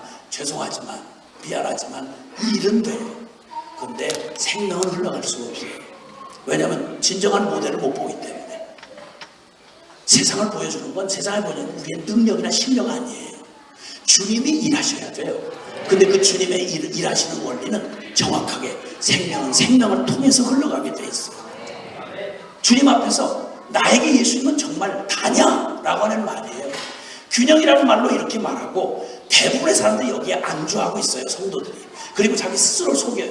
요한에서 2장 15절 16절에 너희는 이 세상이나 세상에 있는 것들을 사랑치 말라. 이 세상을 사랑하면 아버지의 사랑이 그 속에 있다. 대답을 크게 해보세요. 있다? 너무 감사해요. 그런데 내용이 좋으면 포장도 좋아야 되는 법인데 그렇게 마음에 좀 안 드신다고 강사한테 대놓고 없다 이렇게 반말로 이렇게 하시는 건 그렇게 썩 좋아 보이는 건 아니에요. 있다? 없으면 너무 감사해요. 너무 감사해요. 뭐가 없죠? 지금 정신이 하나도 없어서 생각하고 세상을 사랑하면서 나 주님도 사랑해요. 너 스스로 속이는 거야. 세상을 사랑하면 하나님의 사랑이 그 속에 있을 수가 없다. 왜? 세상으로부터 모든 것은 아버지 때부터 온 것이 아니고 이 세상에 안목의 정력, 육신의 정력, 이생의 자랑, 세상을 따라온 것이기 때문에 동과 서가 만날 수 없는 것처럼 그렇게 하나님과 이 세상은 전혀 다른 차원이에요. 그런데 세상도 사랑하고 하나님도 사랑한다. 이 말은 사실 그냥 넓은 의미의 세상만을 말하는 게 아니라 바로 우리의 육적 자아를 사랑하는 거예요. 안목의 정력, 육신의 정력, 이생의 자랑. 결국 내가 주인이냐 주님이 주인이냐는 거예요. 이 주인 온전히 바뀌지 않은 채 여러분 안 되는 거예요. 나는 내 최선을 다해서 주님 닮으려고 하다가 마지막 절망의 순간에 털썩 주저앉았을 때 그때 주님이 제가 가장 무서워하던 게 바로 지금의 저의 모습이에요. 제일 두려운 게. 저는 저의 최고의 꿈이 장로 되는 거였거든요. 왜냐하면 일단은 제 스스로가 배운 게 없죠. 저 중학교 2학년 중퇴거든요. 어머나. 그걸 미리 알으셨으면 주최 측에서 알으셨습니다. 그걸 제 프로필에서 못 보셨구나. 우리 아버지 돌아가실 때 그때가 저 끝이었어요. 공식 학력이. 어떡하면 좋아. 제가 지금 그만두고 갔는데도 여러분 들은 거 다 들었기 때문에 소용이 없어. 이런 무식한 놈에게도 복음은 어떤 복음인지를 듣는 거예요. 에? 기분 나쁘세요? 그래서 성경만 붙들고 40년 살아왔죠. 성경만 붙들고 구명줄 잡듯이 이 성경 놓치면 죽는 줄 알고 성경만 붙들고 살아왔어요. 양식 삼았어요. 저에게는 선택의 여지가 없었어요. 의지할 데도 없었고요. 은혜를 받고 사는 건 가능한데요, 내가 남한테 이렇게 가르친다 일반적으로 생각하는 주의 종이 된다, 이건 난 불가능했어요. 가장 두려워하는 걸 건드셨어요. 내가 무슨 문제에 묶여 있는지를, 저의 최선, 눈물겨운 최선의 믿음이 왜 주님이 이걸 기뻐하실 수 없는지를 알게 해주신 게 바로 저를, 다른 걸로는 제가 두려울 게 없었어요. 왜냐하면 순교까지 한다고 했으니까. 그러니까 주님은 저를 다른 걸로는 다룰 수가 없으니까 제가 제일 두려워하던 일을 저에게 딱 붙이셨는데, 그때 막 사업한다고 젊은 나이에 쫓아다닐 때 갑자기 새벽 나를 불러내신 거예요. 그때부터 제가 이 두려운 부름 앞에 그냥 1년 가까이를 순종을 못하고 죽도록 제 내면의 비참한 믿음의 부도를 확인할 때까지 1년 동안을 주님 앞에 불가마니 같은 연단을 받았어요. 주의 사명자로 부름받으면서 그때 다루신 게 뭔지 아세요? 어처구니 없게도 그렇게 믿음 충만하던 제가 나중에 알고 봤더니 제 처자식은 먹고 사는 걸 못 맡기겠더라고요. 주님의 종이 못 되겠다는 두려움이 바로 뭐였냐면 제 처자식이 먹고 사는 걸 못 맡기겠더라고요. 나 이제 아무 자격 없던 나를 주의 종으로 쓴다. 좋아요. 누가 우리 월급 줄 거고, 누가 나 목사시켜서, 누가 나의 인생 동안 살아가는데 상식적으로 내가 벌어야 먹고 사는 사람인데 어떻게 내가 무슨 조지물러도 아닌데 이게 어떻게 가능하냔 말이에요. 제일 두려운 상황이었어요. 그 상황으로 주님이 몰아가시면서 멀쩡히 사업하던 놈 딱 시켜놓고 하늘만 쳐다보게 하신 거죠. 아침에도 예배드리고 저녁에도 예배드리고 아침에도 예배드리고 저녁에도 예배드리고 이러고 앉아서. 왜냐면 그때 목회자들이 가르쳐준 게 성속을 얼마나 구분을 시켰는지, 요 강단도요, 아래 강단, 윗 강단 구분해놓고 여기 절대 평신도 여기 못 올라와요. 이런 교회에서 제가 자랐어요. 보수정통 진리 말씀 중심주의 오만 바에 자랐어요.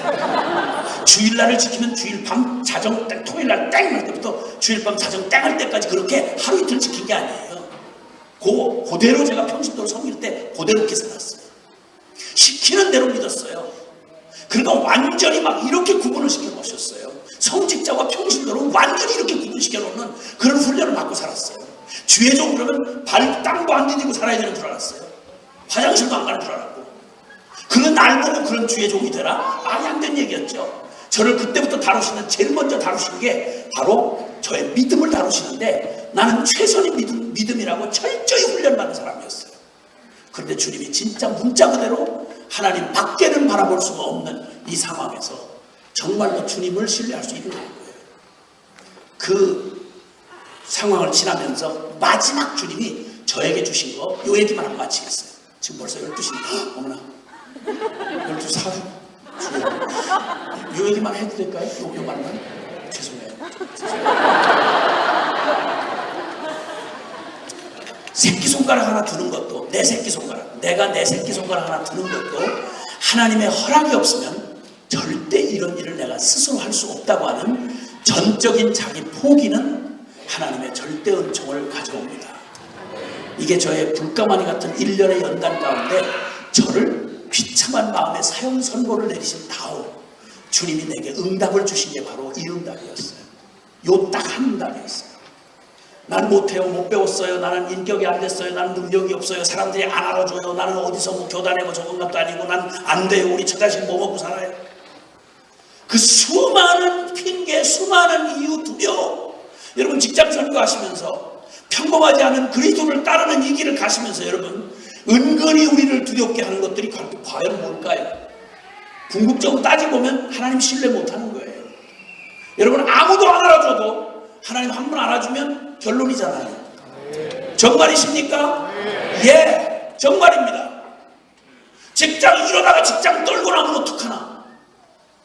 승진 못하는 정도가 아니라 밀려 떨어지면, 아니 군인들은 진급 못하면 한계 가서 그냥 나가는 거 못 보는 거 아니에요.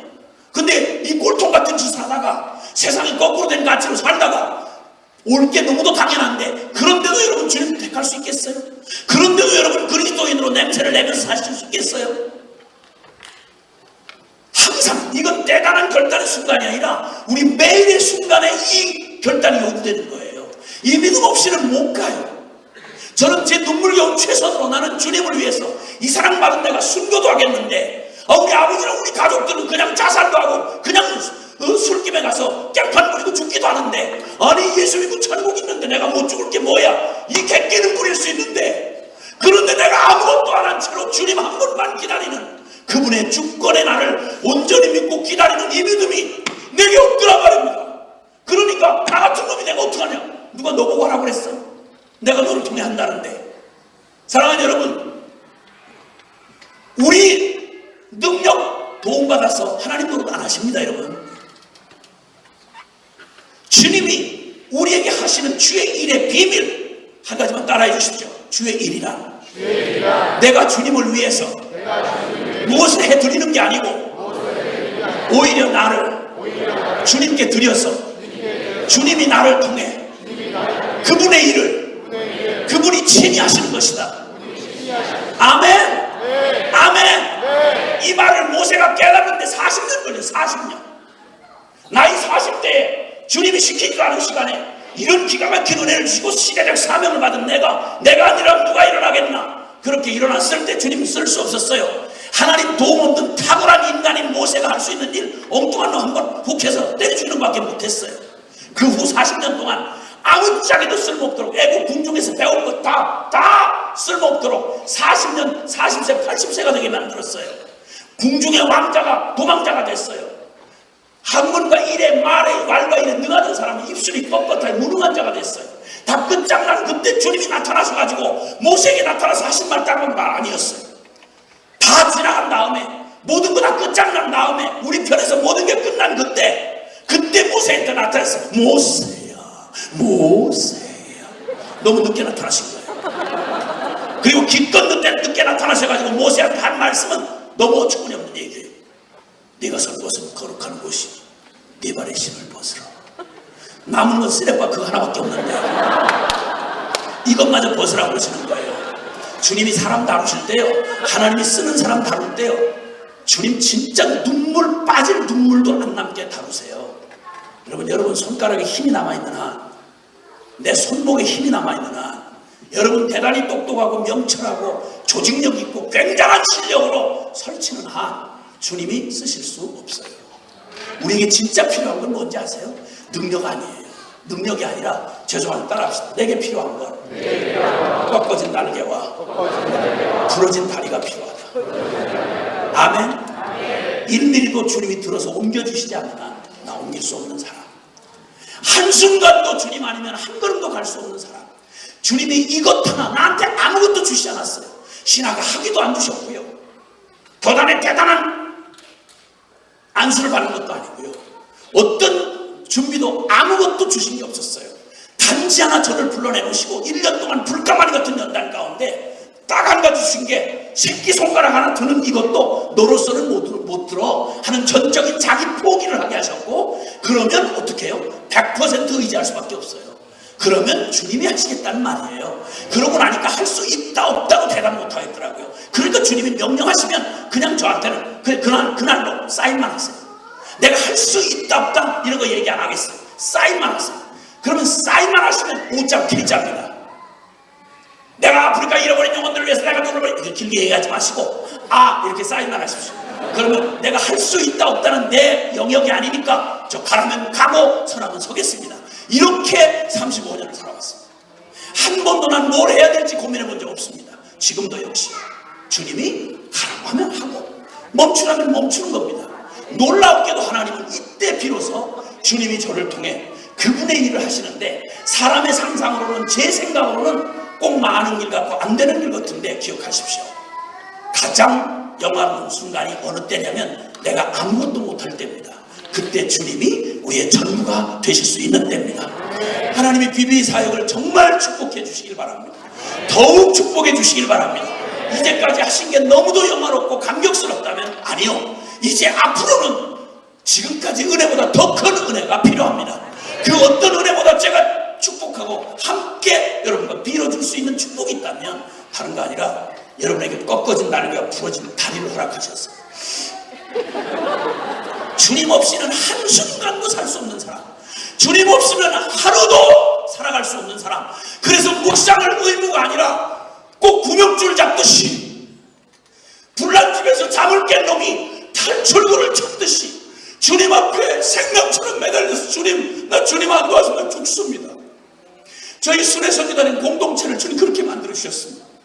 하루도 그렇게 없이는 그게 못 살아갑니다. 그러니까 운명이 되더라고요. 말씀이 운명이 되더라고요. 그리고 다른 어떤 것도 바라고 싶지 않더라고요. 네가 나를 사랑하냐고 주님 물으면 그 외마디 여기서 그냥 다른 말은 못하겠는데, 너 일 잘하겠냐? 나는 못하겠어요. 이거 끝까지 갈 자신 있냐? 그걸 못하겠어요. 그럼 한 가지 대답할 수 있는 말이 있어요. 네가 나를 사랑하냐고 그러면 여기서 그냥 내 존재가 그냥 소리치면서 하는 말이 있어요. 가다가 못 가고 털썩 주저앉아도 괜찮아.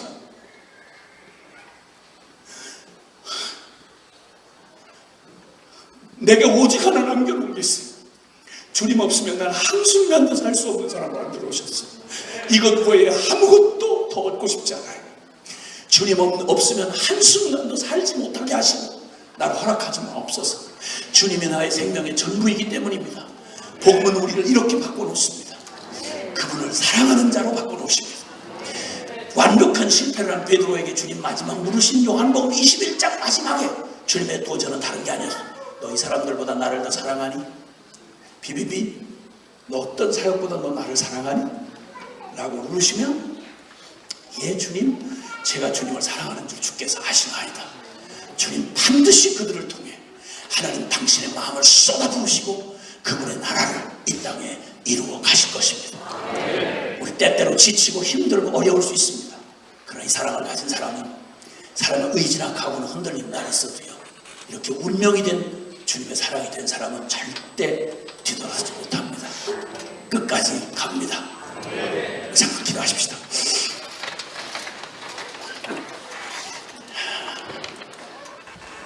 이 시간은 좀 한 가지만 사랑하는 우리 비비 형제자매님들에게서 주님 받고 싶으신 한 가지만 좀 올려드렸으면 좋겠어요. 주님 사랑하시죠? 잘하고 감격스럽게 열매를 맺었을 때 물으면 당당하게 대답할 수 있는 대답이지만, 난 안 돼, 나 틀렸어, 너는 안 되겠어, 기가 막히게 실패하고 주저앉고 남은 모르지만 너무 지치고 메마른 채로 앉아있는 내게 만약 주님이 그때 물으신데도 우리가 만약 그 대답에 대답할 수 있다면 이건 운명이 된 대답 아니고는 못합니다. 오늘 이 자리에서 오늘 우리 주 성령께서 저와 여러분에게 물으시는 이 질문을 드리면서 우리의 고백을 드리고 싶습니다. 내 귀에 들릴 만큼 주님 앞에 고백을 하되 꾸미지 마시고 그냥 주님, 내가 주님을 사랑하는 줄 주께서 아시나이다. 네가 이 사람들보다 나를 더 사랑하느냐 물으시는 주님 앞에 이제 우리의 대답을 좀 우리의 고백으로 드렸으면 좋겠습니다. 함께 기도합시다. 사랑하는 주님,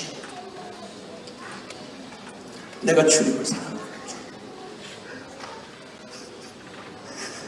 내가 주님을 주께서 하시는 줄, 내가 주님을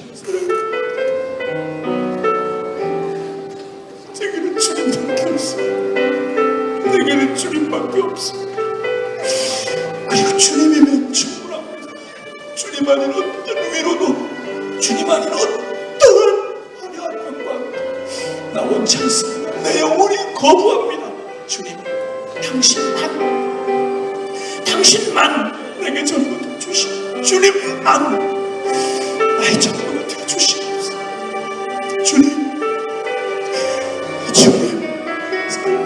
내 영혼에 마지막 남겨주신 유언, 내 영혼 안에 마지막 남겨주신 불도장처럼 남겨주신 내 영혼에 당신의 사슬 같은 은혜, 내가 주님을 사랑하는 줄 주께서 하시나이다. 주님 없는 나는 없습니다. 주님이면 충분합니다. 주님이 다입니다. 사랑합니다. 주님 사랑합니다. 예, 주님 사랑합니다. 오 주님, 주님, 오 주님, 내 눈을 들어 다시 주님을 봅니다. 내 마음 다해 다시 주님을 고백합니다. 나의 주, 나의 영원하신 하나님, 이 능력 주시옵소서. 사랑하는 나의 주님, 어느덧 내 마음에 슬그머니 들어와 앉은 주님 아닌 다른 것들, 내가 사랑하는 것, 내가 주인 삼았던 것 내려놓고 다시 내 영혼의 가장 깊은 고백 주 앞에 드립니다. 주님, 나 주님과 함께 죽고 이제 주님과 함께 살았으니 주님 없는 나는 없습니다. 주님이면 충분합니다. 주님 나의 전부가 되시옵소서.